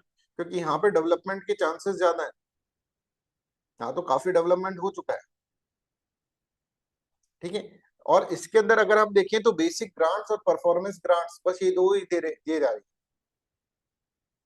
और अर्बन लोकल बॉडीज के अंदर बेसिक ग्रांट्स परफॉर्मेंस ग्रांट्स तो हैं, ठीक है, और स्पेशल इंफ्रास्ट्रक्चर कंपोनेंट भी है, अर्बनाइजेशन प्रीमियम भी है। राइट, ये क्या है ये अपन इसके अंदर देखें। तो they can ask you from this also कि मतलब इन दोनों में रूरल लोकल बॉडीज ग्रांट्स में और अर्बन लोकल बॉडीज ग्रांट में क्या अंतर है साहब? या फिर ऐसा है special infrastructure component is the part of rural. अब ये अपन को लगता है कि साहब हमारा पता नहीं क्या पूछ लिया, कितना डिफिकल्ट पूछ लिया। भाई बेसिक तो पूछेगा ना वो यूपीएससी। अच्छा इसमें देखोगे तो अगर बेसिक प्लस परफॉर्मेंस ग्रांट्स को देखोगे तो यहाँ पर लिख रखा है फाइनेंस कमीशन के अंदर 80% is there in the basic grants और 20% is there in the performance grant. मतलब अगर परफॉर्मेंस करोगे तो मिल जाएगी, नहीं करोगे तो नहीं मिलेगी। Right, I hope this is clear. Urban local bodies के अंदर भी अगर बेसिक और परफॉर्मेंस ग्रांट के बीच में रेशियो देखो तो 80% और 20% बन रहा है इसका, है ना। अगर आप देखोगे इन दोनों के बीच में, अगर इन दोनों को देखोगे तो ये 80% है और ये 20% है टोटल का। इन दोनों को टोटल करके निकालोगे तो 80% ऑफ टोटल इज दिस और 20% ऑफ टोटल इज दिस।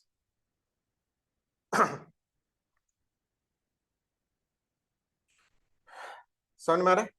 तो अगर आपका ऐसे स्टेटमेंट आए कि जो 16 finance commission recommended grant worth rupees 4.4 lakh crore and 3.6 lakh crore for rural and urban bodies, ये याद नहीं करना आपको, बट आपको ये याद करना है कि these grants are divided to the basic 80% and performance based component 20%। ठीक है, कैसे? इसमें तो आप देखेंगे 80% 20%, मतलब इन दोनों को अगर हम मिला दें, इसमें तो टोटल यही है तो यही मिलेगा। ठीक है, अब इसमें अगर इन दोनों को मिला दें तो ये 80% है और ये 20%। ऐसा तुमसे भले ही पूछ सकते हो क्वेश्चन, वो भी बहुत टिपिकल क्वेश्चन में से होगा। ठीक है, तो ये आपको याद रखना है भाई, वो चीजें पढ़ा रहे हैं जो कि इंपॉर्टेंट है बस। नहीं तो फाइनेंस कमीशन की बुकलेट जो होती है वो वो बहुत बड़ी बुकलेट होती है, इकोनॉमिक सर्वे टाइप का उसके अंदर रिपोर्ट आता है। राइट, इकोनॉमिक सर्वे के 2-3 चैप्टर मिला लो उतना रिपोर्ट आता है उसके, है ना। सोच कर देखो कितने साल पहले बन जाता है, 2 साल पहले बन जाता है, बेचारे वो करते रहते हैं रिसर्च, उसके बाद देते हैं। Special infrastructure grants and urbanization premium grants have also been recommended for the urban local bodies. Right, खैर। अच्छा, अब यहाँ पर ये बोला गया, ये सब तो हो गया कि भाई इसके अंदर इस तरह से दिया, तो ये बोला गया कि भाई ग्रांट्स देने के लिए हर लोकल बॉडी को ग्रांट्स नहीं मिली। एंट्री लेवल पर कुछ आपको ऐसा करना पड़ेगा जिससे कि ग्रांट्स आपको मिलने के लिए आप एलिजिबल। तो 3 एंट्री लेवल क्राइटेरिया, उसके बाद फिर बेसिक और परफॉर्मेंस रहेगी। बेसिक परफॉर्मेंस है ना स्टेट्स की,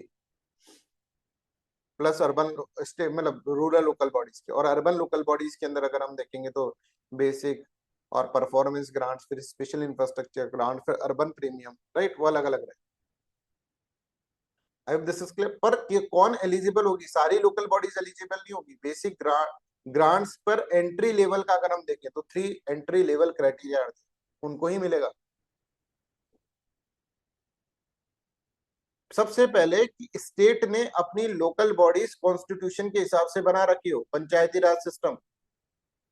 लोकल बॉडीज कॉन्स्टिट्यूशन के बेसिस पे बना, जैसे जैसे कॉन्स्टिट्यूशन में बोल रखा है कोई ऐसी चीज नहीं होना चाहिए जो कॉन्स्टिट्यूशन के बेसिस पे नहीं बना रखी। जैसे मान लीजिए कॉन्स्टिट्यूशन में बोल रखा है कि भाई इतने दिनों के अंदर आपको चेयरमैन को करना पड़ेगा अपॉइंट, आपने चेयरमैन अपॉइंट नहीं करा तो दैट इज नॉट राइट, है ना, वो कॉन्स्टिट्यूशन के अगेंस्ट में चला गया। तो कॉन्स्टिट्यूशन के हिसाब से होनी चाहिए वो लोकल बॉडीज। दूसरा, उनका अकाउंट होना चाहिए, ऑडिटेड अकाउंट होना चाहिए, अकाउंट्स की ऑडिट होनी चाहिए, और उसका पब्लिकेशन वो करें पब्लिक डोमेन के अंदर। उनके अकाउंट्स जो है लोकल बॉडीज के अकाउंट्स का पब्लिक डोमेन के अंदर क्या करें, पब्लिकेशन करा जाए। और एक होता है state finance commission. State finance commission हम पढ़ेंगे जब हम कॉन्स्टिट्यूशनल बॉडीज पढ़ेंगे। तो स्टेट फाइनेंस कमीशन का समय के अनुसार करा जाए। सेंटर वाला तो हम देख लेंगे, पर स्टेट वाला तुम देख लेना, स्टेट का भी फाइनेंस कमीशन होता है। टाइमली कॉन्स्टिट्यूशन होना चाहिए। तो उन स्टेट्स की लोकल बॉडीज को ही ग्रांट्स मिलेगी जिन स्टेट्स ने कॉन्स्टिट्यूशन के बेसिस पे अपनी लोकल बॉडीज को बना रखा है, जिन स्टेट्स ने टाइमली फाइनेंस कमीशन को बना रखा है। This is very important to understand. इस पे जो क्वेश्चन पूछे जा सकते हैं, जिसने अपने अकाउंट्स की ऑडिट कराकर उसको पब्लिक डोमेन में डाल रखा है। ठीक है, I hope this is clear to everyone. उन्हीं स्टेट्स को मिलेगी। तो यहां पर देखो, all local body grants will be made available upon the fulfilment of 3 entry level criteria. पहला है constitution of the local bodies as per the constitution, publication of provincial and audited accounts of the local bodies in the public domain, और timely constitution of state finance commission. I hope this is clear to everyone. यहां तक समझ में आ रहा है? ये चीज आपको इसके अंदर अंडरस्टैंड कर। तो एक बार ये आ गया तो इसके बाद फिर अपन कर सकते हैं, राइट। फिर इसके अंदर फिर अब ग्रांट्स हो जाएगी लोकल बॉडीज के अंदर। अर्बन देखा जाएगा और रूरल देखा जाएगा। अर्बन के अंदर 4 है, रूरल के अंदर 2 है, राइट। अब देखो बेसिक ग्रांट्स की बात करते हैं। ठीक है, basic grants 50% of basic grants will be united. मतलब 50%, जैसे 100 रुपए दिए बेसिक ग्रांट्स में हमारे आपको, तो उसमें से 50 तो आपको जो मर्जी है ना वैसे खर्च कर लो, पर 50 रुपए जो है आपको वो sanitation, solid waste management, water management इसके अंदर करने हो। ठीक है, तो गवर्नमेंट ने 100 रुपए दिए, 100 में से 50 रुपए बेसिक ग्रांट्स के इन्होंने क्या कर लिया, एक तरह से कहीं पे भी यूज कर सकते हैं, दे हैव द चॉइस। पर 50 रुपीज जो है वो sanitation and solid waste management और वाटर मैनेजमेंट के अंदर आपको करना लोकल बॉडीज। ठीक है, I hope this is clear to everyone. यहां तक समझ में आ रहा है? अब आती है परफॉर्मेंस ग्रांट्स की बारी। These grants for the local bodies are further divided to the state performance grant and the local body performance grant. State performance grant will be made available only meeting a minimum benchmark for transfer to local bodies from their own resource, कि अपने resource में से कम इतना तो तुम transfer करो local bodies को। अगर स्टेट, देखो लोकल बॉडीज के अंदर हमेशा फाइनेंस की प्रॉब्लम रहती है। अगर स्टेट के ऊपर डिपेंड रहते हैं बेचारे, हाथ में कटोरा लेके बैठे रहते हैं, स्टेट कुछ पैसे दे दो, सैलरी तक के पैसे नहीं होते उनके पास। उनके पास खुद का कोई इंडिपेंडेंट फाइनेंशियल रिसोर्स तगड़ा वाला नहीं होता कि भाई उनको वो कह रहे हैं कि टैक्स का इतना पैसा हमारे पास जाएगा। नहीं, छोटे मोटे टैक्स वो लगा सकते हैं, वो भी स्टेट की परमिशन से ही लगाते हैं।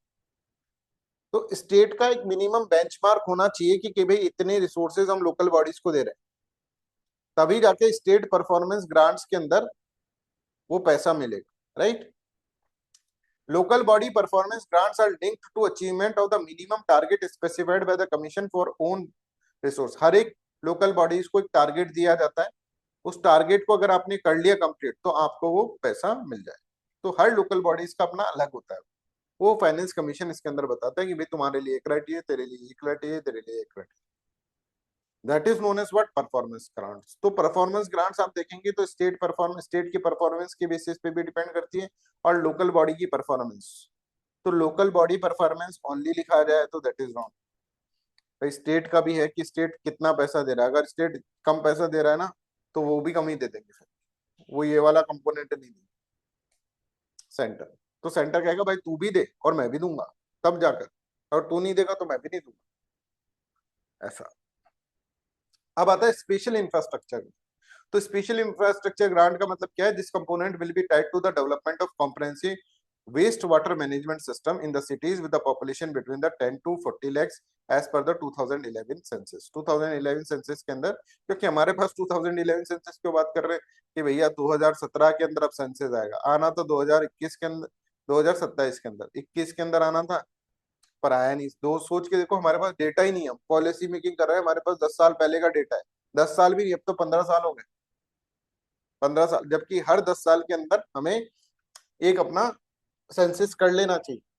पर अभी हमारे पास बिन डेटा के गेम खेल रहे हैं, तो कहाँ से डेवलपमेंट होगा हमें पता नहीं है कि भाई कहाँ पर कितना। अब पॉपुलेशन ये है 10 से 40 लाख, 2011 की सेंसस के ले रहे हैं, आप सोच कर देखो एक बार, दिमाग लगा कर देखो, 15 साल पहले की पॉपुलेशन, 15 साल में तो पॉपुलेशन कितनी भी हो सकती, राइट। तो अब ये कहना है जिसकी पॉपुलेशन 10 से 40 लाख है as per 2011 census, grants worth rupees 5,600 crore have been recommended over the 5 year. तो स्पेशल ग्रांट्स के अंदर इस तरह से है।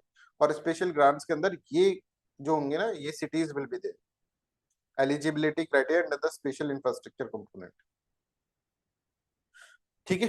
तो यहाँ पर आप देख सकते हैं पुणे, जयपुर है, राइट। यहाँ पर ये वाले स्टेट्स हैं, तो ये याद नहीं करते, बस एक बार आइडिया दे रहे हैं कि कुछ ही सिटीज जो हैं जिनकी पॉपुलेशन 10 से 40 लाख के बीच में, उनको स्पेशल इंफ्रास्ट्रक्चर ग्रांट्स दी जा रही है, और वो वेस्ट वाटर मैनेजमेंट सिस्टम को इम्प्रूव करने के लिए, राइट। 5 साल के अंदर दिए जाएंगे 56,000 करोड़ जो रुपए थे ना, 5 साल के अंदर। अब urbanization premium grants, this will be release to the state as a one time grant, एक बार ही ग्रांट दी जाएगी। Merger of peri urban villages into the adjoining local urban local bodies area. ठीक है, जो विलेजेस हैं उसको, पेरी अर्बन विलेजेस मतलब अर्बन भी है और रूरल भी है, दोनों के बीच का है अभी, तो उसको अगर आप मर्ज कर रहे हैं अर्बन लोकल बॉडी एरिया से, तो यहाँ पर आपको ग्रांट मिलेगी, प्रीमियम ग्रांट। ठीक है। Formulation of rural to urban transition, rural जो है उससे अर्बन ट्रांजिशन पे कैसे उसको शिफ्ट करा जाए, इसकी पॉलिसी अगर आपके पास है तो आपको ये ग्रांट मिल जाएगी। तो इन ग्रांट्स, देखो ग्रांट्स के थ्रू सेंटर जो है स्टेट से कुछ काम करा रहा है ना, भाई ये कर, ये कर, ये कर। ग्रांट्स देने का फायदा ये है, अगर मैं आपको ग्रांट्स दूंगा तो आपको, आप मेरे हिसाब से काम करोगे ना, वो ग्रांट्स ऐसा है जो आपको वापस नहीं लौटाना, लोन नहीं देना, मैं ग्रांट्स दे रहा हूँ।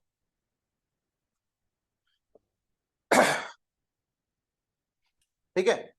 अब आता है डिजास्टर मैनेजमेंट ग्रांट्स। तो commission has recommended disaster management grants of corpus, recommended disaster management corpus of इतना करोड़, 2 लाख करोड़ रुपीस का, 2,04,000 करोड़ रुपए का एक तरह से कॉर्पस बनाए disaster management for the state disaster relief and the management fund, SDRF और एसडीएमएफ के लिए, है ना। ये फंड होता है एसडीआरएफ फंड, एसडीएमएफ फंड। और कॉस्ट शेयरिंग पैटर्न, इनके अंदर जो पैसा जाएगा, है ना, इस कॉर्पस के अंदर से, कॉर्पस के अंदर से सेंटर जो देगा वो 90% देगा और स्टेट जो देगा वो 10% देगा। मतलब यहाँ पे ये सारा जो है पैसा सेंटर नहीं दे रहा, सेंटर जो दे रहा है वो इतना ही पैसा दे रहा है, पर सेंटर तभी देगा कि भाई मैं इतना दूंगा और तुम कितना, तो मैं जितना दूंगा उसका 10% तुम्हें भी डालना पड़ेगा, है ना, for the north eastern and Himalayan state and 75:25 for all the other states. ठीक है, I hope this is clear to everyone. तो इस बेसिस पे उसने हर एक स्टेट का वो करा, और हर एक स्टेट के बेसिस पे उसने देखा कि भाई individual share of the state in the taxes devolve by the centre, ये देखो सबका निकाल रखा है कितना है, राइट। बट हमको याद नहीं करना एलिजिबल, है ना, ये हमको याद नहीं करना। I hope this is clear to everyone. ये अपना 16 फाइनेंस कमीशन का क्या है, रिकमेंडेशंस के अंदर इस तरह से, राइट। कुछ और रिकमेंडेशन है वो भी मैं आपको बताता हूँ, बट बिफोर दैट कुछ क्वेश्चंस आप सॉल्व कर लो।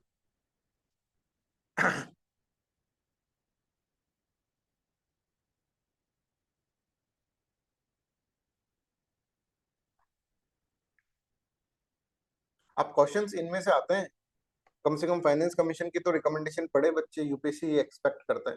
अब बच्चे सोचते हैं अरे पता नहीं कहाँ से क्वेश्चन आ गया यार, ये कैसे क्वेश्चन आ जाते हैं, ऐसे भी क्वेश्चन होते हैं क्या? अब ऐसा क्वेश्चन आ जाता है तुम्हारे सामने, तुम ऐसे परेशान हो जाते हो। पर याद भी रखना है वहां तक, कहीं पढ़ के भी परेशान मत हो जाना, जो तुम्हारा लग रहा है मेरे को सबसे ज्यादा।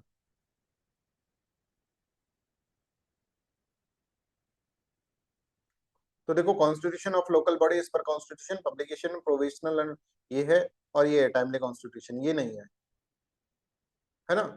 तो this is why only 3 will be the correct answer, इनसे हार्ड क्वेश्चन नहीं आ सकता।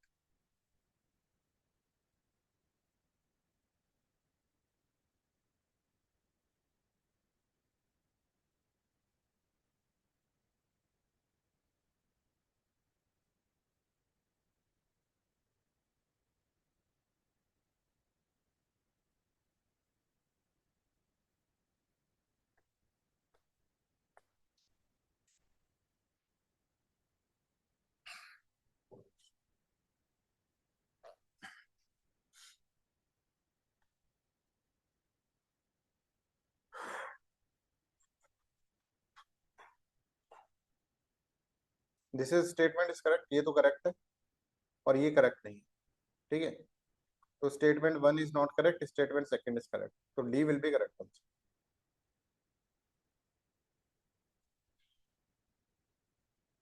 ठीक है ना बच्चों, 321 करो। 1 and 2, two only, one only और नन, वो, हाँ नन, ये है इसका option.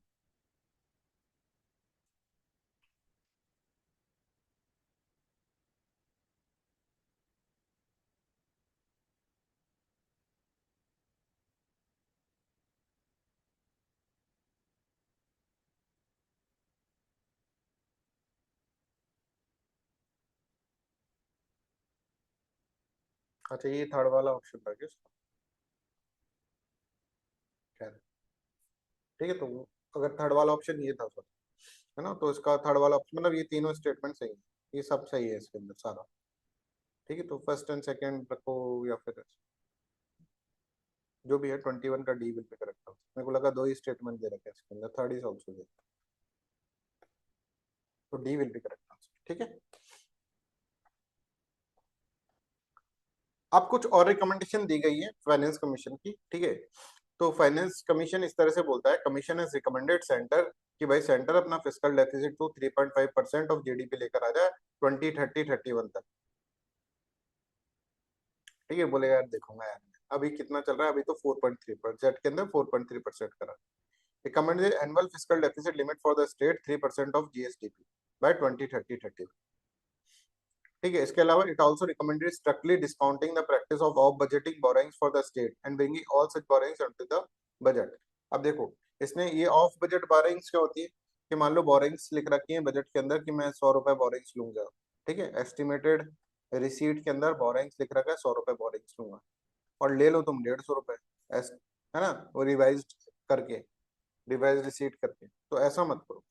The definition of fiscal deficit and debt should be expanded to uniformly include all of budget borrowings। ठीक है, सारे ऑफ बजट बोरिंग्स भी उसके अंदर इंक्लूड करनी चाहिए। अभी तो अपन को दिख रहा है फिस्कल डेफिसिट कितना है और रेवेन्यू डेफिसिट कितना है, बट आप पूरा का पूरा देखो कि ऑफ बजट बोरिंग्स भी देखो उसके अंदर। The commission has projected the combined debt of center and the state government to decline from 77.3% to 73% इन। तो ऐसे कभी पूछ ही रह सकते हैं, बट जो पूछना होगा वो उसमें से पूछेगा, इनमें से नहीं पूछेगा वो, राइट। बट वो जो है ना स्टार्टिंग के, वो अपन को याद रखना है फिर सारे अच्छे से, राइट। ये भी एक बार देख तो लेना है, राइट। इसके अंदर और भी है, जैसे ये है पावर सेक्टर रिफॉर्म्स क्या है, right, subsidiaries expenditure, public sector enterprises reform, कुछ कुछ बातें उसके बारे में कही हुई है, ये पढ़ लेना आप, ये आपको समझ में, राइट। तो this is about the finance commission, right, this is all about the finance commission recommendation. अब ये जो फाइनेंस कमीशन की रिकमेंडेशंस हैं, इसको जब हम आज या कल के अंदर, आपका पॉलिटी आज भी पॉलिटी में पढ़ाऊंगा आप लोगों को, मैं टाइम बता दूंगा आपको, राइट। तो जब फाइनेंस कमीशन पढ़ेंगे उसके अंदर पहले फाइनेंस कमीशन पढ़ा दूंगा, कॉन्स्टिट्यूशनल पढ़े, तब मैं आपको इसके अंदर और पढ़ा। अभी बच्चों सभी 2 मिनट का ब्रेक ले लो, क्योंकि अभी फिर अपन को और थोड़ा सा चीजें पढ़नी, राइट। तो 2 मिनट का ब्रेक ले लो, फिर we will be back, right.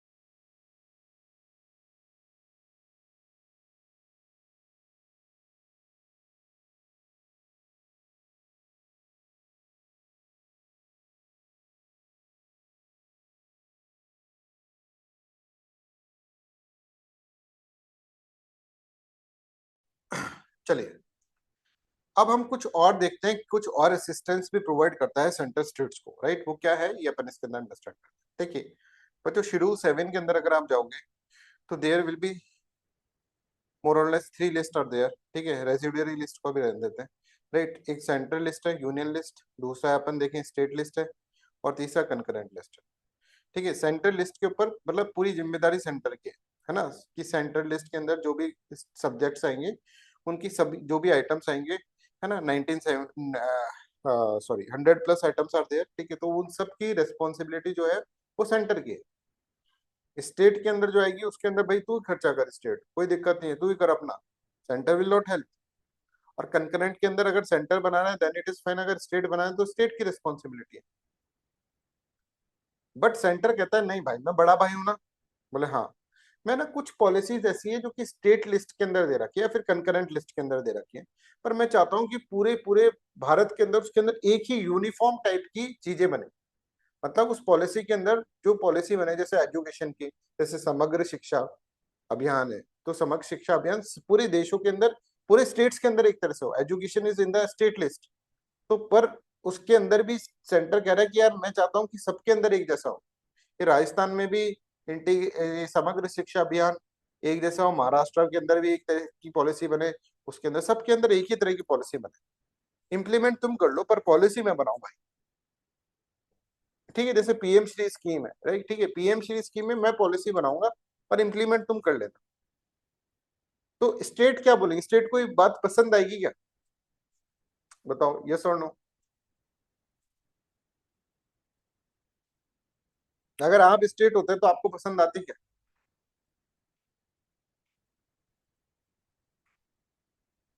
State बोलेगा अरे भाई हमारे हमारा सब्जेक्ट है, हम कराएंगे इसमें, हम ही डिसाइड करेंगे भाई कैसा होना है हमारे स्टेट के अंदर, कैसा नहीं होना। अब सेंटर को बड़ा लग रहा है यार नहीं, समग्र शिक्षा अभियान तो एक जैसा होना चाहिए, मनरेगा तो एक ही जैसा होना चाहिए सभी के अंदर, ठीक है?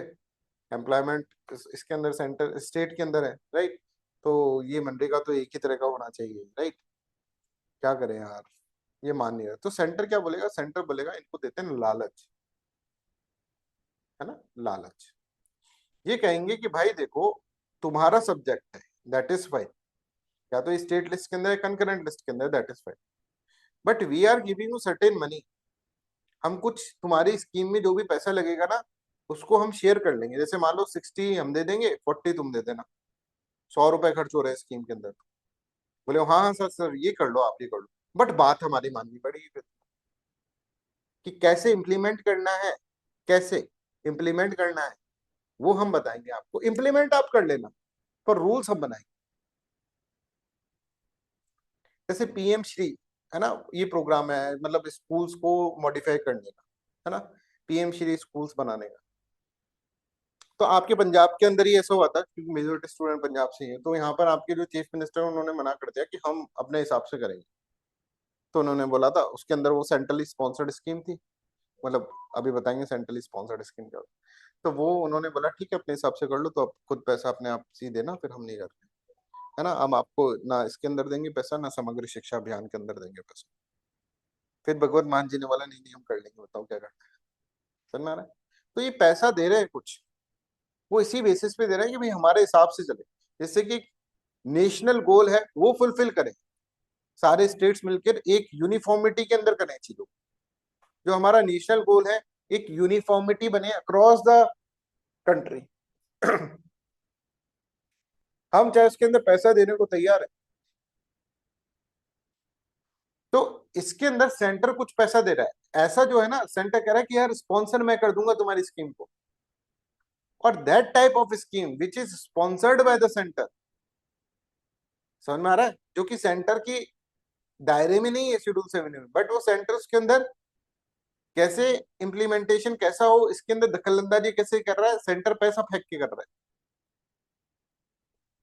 कि भाई 100 रुपए लगेंगे इस स्कीम में, देख तू भी चलाएगा तो भी 100 रुपए लग रहे हैं, तो या तो तू 100 का 100 खुद दे दे, या फिर मेरी थोड़ी बहुत छोटी मोटी दरख्वास्त है, ठीक है, मेरी तू मान ले, तो 60 रुपए मैं दे दूंगा तेरे को। समझ में आ रहा है? तो सेंटर इज स्पॉन्सरिंग कि मैं स्पॉन्सर कर दूंगा भाई, मेरी बात मान ले थोड़ी सी, मैं स्पॉन्सर कर दूंगा। तो that is known as central sponsored scheme. तो right now we are going to understand what is central sponsored scheme.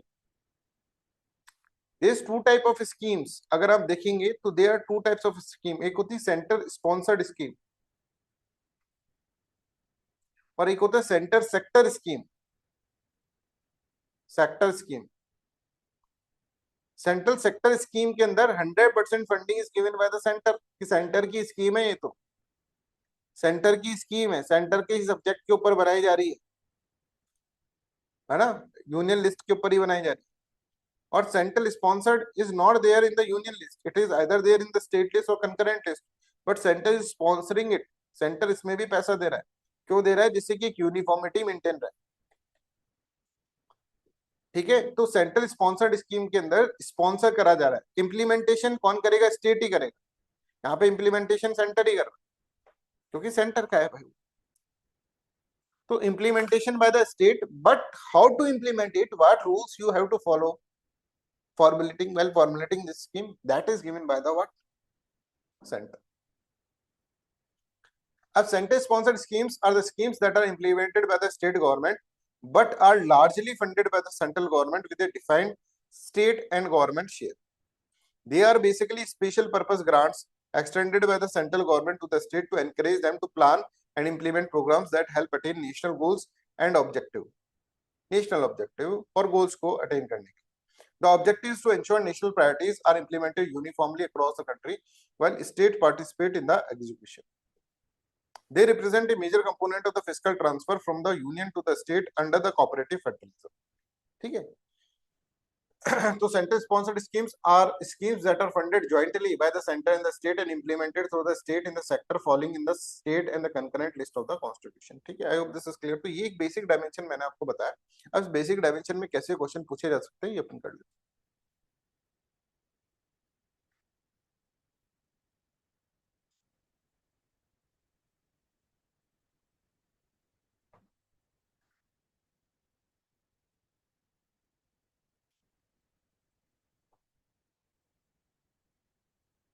ये सब है ना फिजिकल फेडरलिज्म, कैसे स्टेट और सेंटर के बीच में रिलेशन है, फाइनेंस कमीशन, और ये टर्म होता है फिजिकल फेडरलिज्म.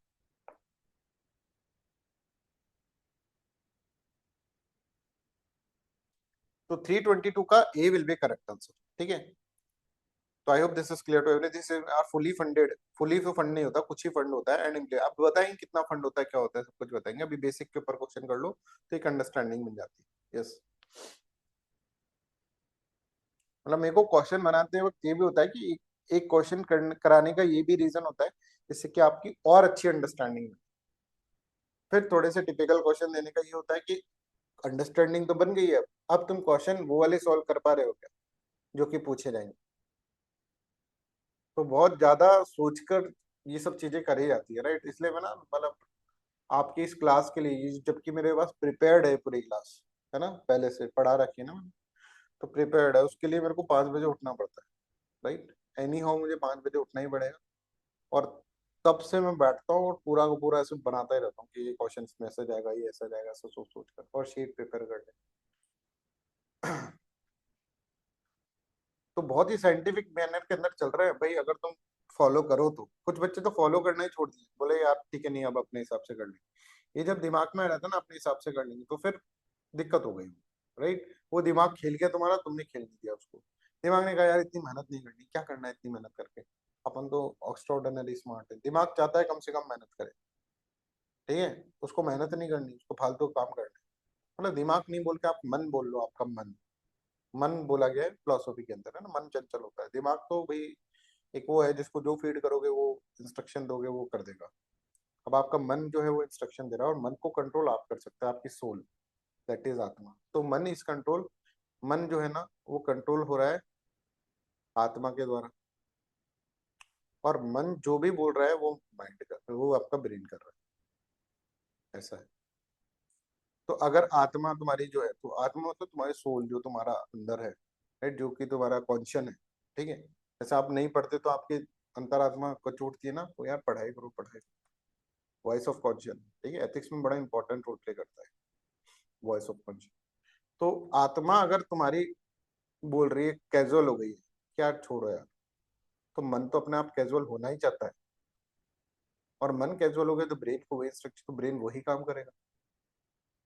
तुमने अपने आप को, मन को थोड़ा भी ढीला छोड़ा ना, अब बिल्कुल आपको है ना, यहाँ से अपन को स्ट्रांग बनना पड़ता है। यहाँ से अपन स्ट्रांग कभी बन ही नहीं सकते, हमें यहाँ से स्ट्रांग बनना पड़े। सोल, अंतरात्मा, कॉन्शियस, जो कि आपकी खुद की है, जो कि आपके लिए सबसे इंपॉर्टेंट है इस दुनिया में। आपके लिए पेरेंट्स इतने इंपॉर्टेंट नहीं है जितना कि आपकी सोल जो है वो इम्पोर्टेंट। ये हमेशा आपके साथ रहेगी मरते दम तक, ये कभी आपको नहीं छोड़ेगी।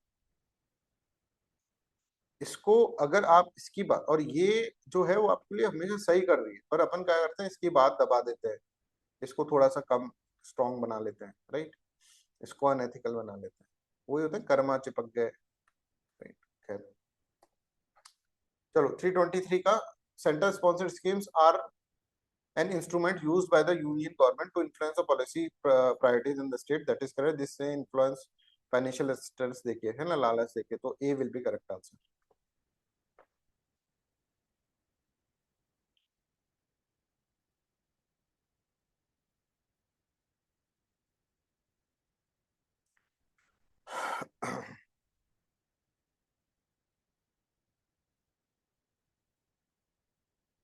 स्पेशल कैटेगरी स्टेट्स अभी पढ़ा देते हैं आपको ना, ये क्वेश्चन कॉस्ट शेयरिंग पैटर्न पे आ गया। खैर, इसका sharing ratio between centre and the state में vary depending on the category of the state. ठीक है, कौन सी कैटेगरी है, कि हिली स्टेट है, कि नॉर्थ ईस्टर्न स्टेट है, नॉर्थ ईस्टर्न हिली स्टेट है, या फिर जनरल स्टेट है, या फिर यूनियन टेरिटरी है, राइट, उसके बेसिस पे शेयरिंग होती है, मैं बता दूंगा आपको। Special category states generally see higher, yes, the same cost sharing ratio applies uniformly to all state, that is not right. A will be correct answer. कैसे, अभी बताएंगे, अभी पढ़ाएंगे, पहले क्वेश्चन है, ये करो।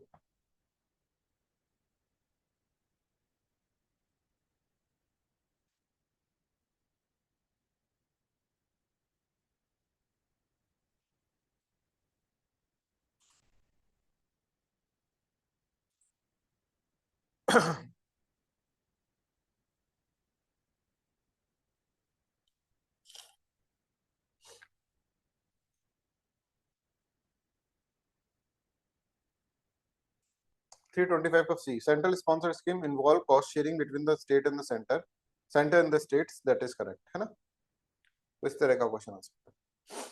अब क्या हुआ कि एक डिमांड उठी, राइट, और डिमांड तो क्या उठी कि सेंटर अपना खर्चा कम करना चाहता था। देखो सीधी सी बात, 2015 के आसपास है ना, बहुत सारे बीजेपी के स्टेट हो गए थे, और बहुत सारे सेंटर में बीजेपी की गवर्नमेंट थी, राइट। तो एक्चुअली बात ये भी थी कि भाई देखो, सेंट्रल स्पॉन्सर्ड स्कीम क्या है, कि यूनिफॉर्मिटी मांगती है, कि हर स्टेट के अंदर यूनिफॉर्मिटी, तभी हम पैसा देंगे, नहीं तो नहीं, राइट। अब आप एक बात सोचो कि मान लीजिए समग्र शिक्षा अभियान जो है, समग्र शिक्षा अभियान, वो आपका किसके अंदर चल रहा है, राजस्थान में चल रहा है, तो ये तो समझ में आता है। पर वही समग्र शिक्षा अभियान जो है, अगर मान लो केरला में चल रहा है, जिसका literacy rate is more than 90%, तो यहाँ पर कुछ और, मतलब ये तो एक तरह से इसके अंदर इतना रिक्वायर्ड नहीं था, वो इस पैसे का कुछ और कर सकता था साहब, पर क्योंकि वही सेंटर का असिस्टेंस मिल रहा है, तो इसने अपने रिसोर्सेज वहां लगा दिए। उसको हो सकता है केरला को कि वाटर मैनेजमेंट का ज्यादा करें, क्योंकि वहां पे बारिश ज्यादा आती है, तो वाटर मैनेज, ड्रेनेज सिस्टम, ये सब इम्प्रूव करे, इसके अंदर पैसा लगाता। पर क्योंकि इसको दिख रहा था समर शिक्षा अभियान, तो उसने क्या करा, इसमें पैसा। अब इसको नहीं है जरूरत उसकी, हाँ राजस्थान को है। तो देखो, one size fits all model पे है ना, वन साइज फिट्स ऑल, एक साइज सबके अंदर, पर हर एक का पैर सेम तो नहीं होता, तो हर हर जूता तो नहीं, एक जूता सबके पास तो नहीं आ सकता। तो इसका मतलब क्या है कि केरला जो है, उसको अलग पॉलिसीज चाहिए भाई। तो वो अगर one size fits all model के ऊपर चल जाएगी, तो that will create a problem. I hope you are getting this. तो स्टेट्स ने कहा कि भाई ये क्या लगा रखा है आप लोगों ने, ठीक है, और स्टेट्स ने डिमांड करी कि हमें ना रेशनलाइजेशन करनी है सेंट्रल स्पॉन्सर स्कीम को, थोड़ा कम ही कर दो आप। तो बहुत सारी स्टेट्स जो थी उनके चीफ मिनिस्टर्स का एक ग्रुप सब ग्रुप फॉर्म हुआ, ठीक है, जिसके अंदर ये सोचा गया कि किस तरह से सेंट्रली स्पॉन्सर्ड स्कीम्स को रेशनलाइज कर सकते हैं अपन, क्योंकि it's based on the basic principle, इसका जो है वो ये है वन साइज फिट्स ऑल, जबकि वन साइज फिट्स ऑल नहीं है, ठीक है। I hope this is clear to everyone. तो यहाँ पर इस तरह से, तो अब अपन जो टॉपिक पढ़ रहे हैं that is rationalisation of the centrally sponsored scheme. और rationalisation of centrally sponsored scheme का मतलब क्या है कि हमको उसके अंदर थोड़ी सी कटौती करनी है, रेशनलाइजेशन करना है, उसको थोड़ा कटौती करनी है। तो sub group of chief minister on the rationalization centre was constituted 9th March 2015 by the honorable prime minister. This was in pursuance of the decision taken in the first meeting of the governing council of Niti Aayog on 8th Feb 2015. After wide ranging consultation, the subgroup finalized its recommendation. और उस वक्त बोला गया कि भाई देखो इतनी सारी स्कीम्स नहीं चाहिए, हमको कम ही स्कीम चाहिए, और 60+ स्कीम करी। आज के डेट में अगर आप देखेंगे 71 schemes are there central sponsored scheme. खैर, union cabinet chaired by the prime minister Shri Narendra Modi has accepted the major recommendation of the subgroup of chief minister on rationalization of centrally sponsored scheme, or accordingly the existing central sponsored scheme should be divided to the core and the optional scheme, ठीक है। तो इन्होंने कहा कि हम क्या करते हैं, जो भी स्कीम्स है ना उनको दो पार्ट्स में डिवाइड करते हैं। अब बिल्कुल ध्यान से सुनते जाओ। एक कोर स्कीम जिसके अंदर majority schemes will be there in the core scheme, majority of scheme, है ना। और एक होगा optional scheme. Optional scheme this are optional for the what, optional for the states, कि आप ये ऑप्शनल मतलब कि आप लगाना चाहें तो लगाएं, नहीं तो इसका पैसा आप दूसरी स्कीम में भी लगा सकते हैं, ऐसा है, राइट। Optional schemes. एक कोर के अंदर भी कोई ऐसी स्कीम जो कि बहुत इंपॉर्टेंट है, कोर ऑफ कोर, जैसे मनरेगा हो गया, जैसे national social assistance for SC ST OBC हो गया, ये स्कीम है, वो core of the core scheme के अंदर चली गई। ऐसी 6-7 स्कीम है, ठीक है, चेंज होती रहती है, इसलिए आपको याद करने की जरूरत नहीं। Core of the core scheme, MNREGA, national social assistance for SC, national social assistance for ST, national social assistance for the OBC, right, इस तरह की core of the core scheme. अच्छा, कोर ऑफ कोर स्कीम के अंदर, core scheme के अंदर भी कुछ ऐसी स्कीम्स जिसको अपन बोल रहे हैं कोर ऑफ कोर स्कीम। ये कोर स्कीम थी, इसके अंदर भी core of the core scheme है, बहुत इंपॉर्टेंट है, मतलब इसको सबसे ज्यादा प्रायोरिटी मिलेगी, सेंट्रल गवर्नमेंट इसको सबसे ज्यादा प्रायोरिटी देगा। और इसमें जनरली क्या होता है कि सेंटर जो होता है बहुत सारा पैसा देता है, मतलब ऑलमोस्ट अगर आप देंगे तो 100% फंडिंग इसके अंदर भी कर सकता है, कई स्कीम्स के अंदर कर रखी है, राइट। तो इसमें ज्यादा से ज्यादा पैसा सेंटर देता है, जैसे मनरेगा है, मनरेगा अंदर सेंटर इज गिविंग द, ठीक है, वो core of the core scheme है। तो कोर ऑफ कोर स्कीम के अंदर जो भी स्कीम होगी, इसमें फंडिंग पैटर्न ऐसा रहेगा जो पहले से चलता आ रहा है ना, क्योंकि पहले से भी काफी अच्छा चलता आ रहा है, तो पहले से चलता आ रहा है वैसा ही इसके अंदर रहेगा, core of the core scheme. 6-7 scheme जो core of the core scheme, बाकी जो कोर स्कीम होगा उसके अंदर कुछ फंडिंग पैटर्न है, वो मैं आपको बताता हूँ क्या फंडिंग पैटर्न है, और ऑप्शनल स्कीम के अंदर क्या फंडिंग पैटर्न। तो यहाँ पर देखो, according existing CSS, central sponsor should be divided into core and the optional scheme, and among the core scheme, those for the social protection and social inclusion should form the core of the core and be the first charge on the available funds for the national development agenda. सबसे पहले इसके अंदर पैसा लगाओ, और ये schemes के अंदर पैसा जैसा पहले लग रहा था वैसे ही इसके अंदर रखो, इसके अंदर फंडिंग पैटर्न चेंज करने की जरूरत नहीं, because enough funding is given by the centre. दूसरा, यहाँ पर ये डिसाइड हुआ कि मॉनिटरिंग ऑफ द स्कीम कौन करेगा, नीति Aayog. NITI Aayog was assigned the task to monitor the scheme with the centre and the state ministry, ठीक है। Aayog, this is clear. अब देखो, ये core scheme national comprising national, जैसे ग्रीन रेवोल्यूशन, प्रधानमंत्री कृषि सिंचाई योजना, प्रधानमंत्री सड़क योजना, स्वच्छ भारत मिशन, ऐसे करके बहुत सारी स्कीम्स आते हैं।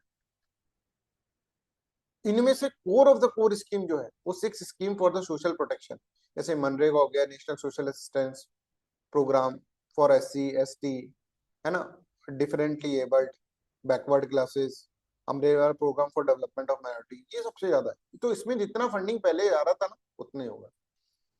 इसके अंदर फंडिंग पैटर्न अलग होगा, इसके अंदर फंडिंग पैटर्न अलग होगा, तीनों में अलग होगा फंडिंग पैटर्न।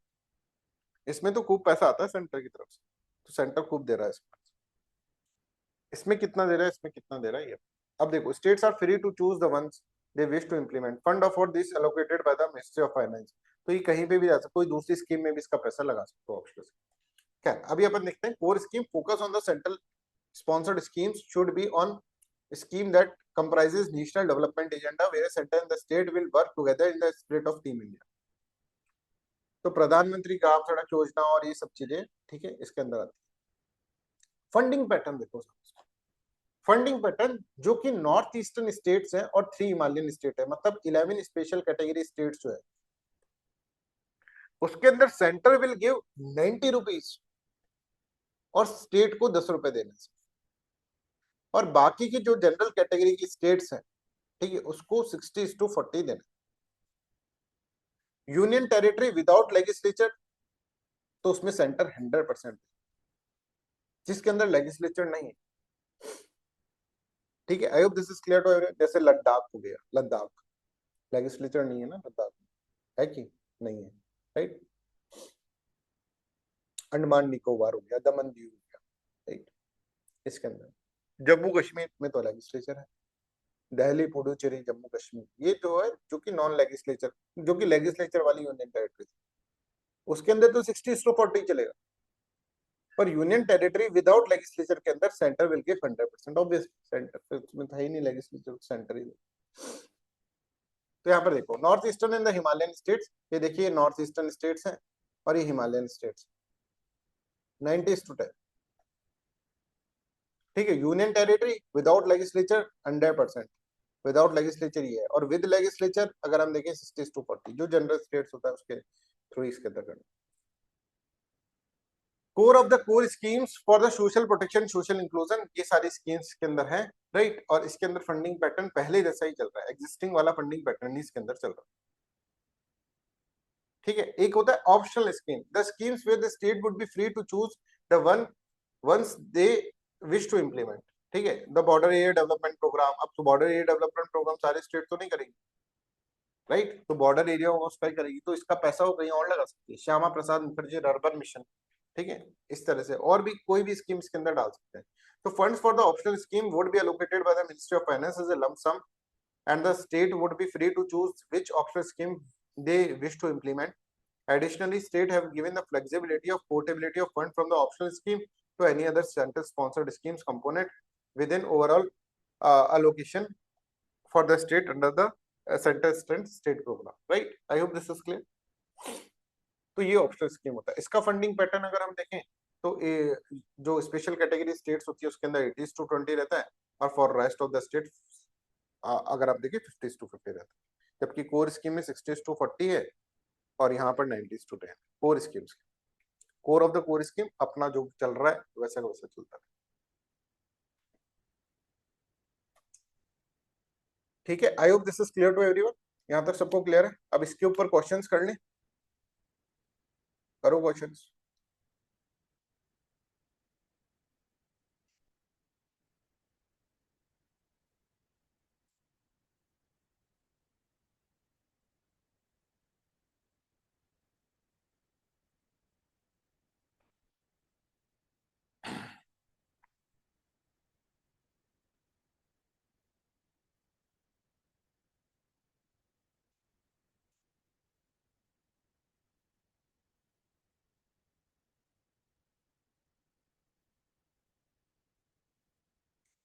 तो देखो, core of the core scheme receive the highest priority among the central sponsored scheme, that is correct. State have complete discretion in deciding whether to implement core scheme, core of the core schemes, ठीक है। तो ये नहीं है, state के पास complete discretion नहीं। क्या लगाया आपने इसका आंसर? 26 का ए, यस करेक्ट, राइट। क्योंकि ये तो भाई core of the core scheme है, तो इसके बाद स्टेट के पास कंप्लीट डिस्कशन नहीं होता वेदर टू इम्प्लीमेंट, करनी पड़ती है तो उसको। Core scheme form a large component of the centrally sponsored scheme, yes. तो दैट इज करेक्ट, क्योंकि कोर स्कीम है ही बहुत सारी। ठीक है, तो first and third will be the correct answer. 327।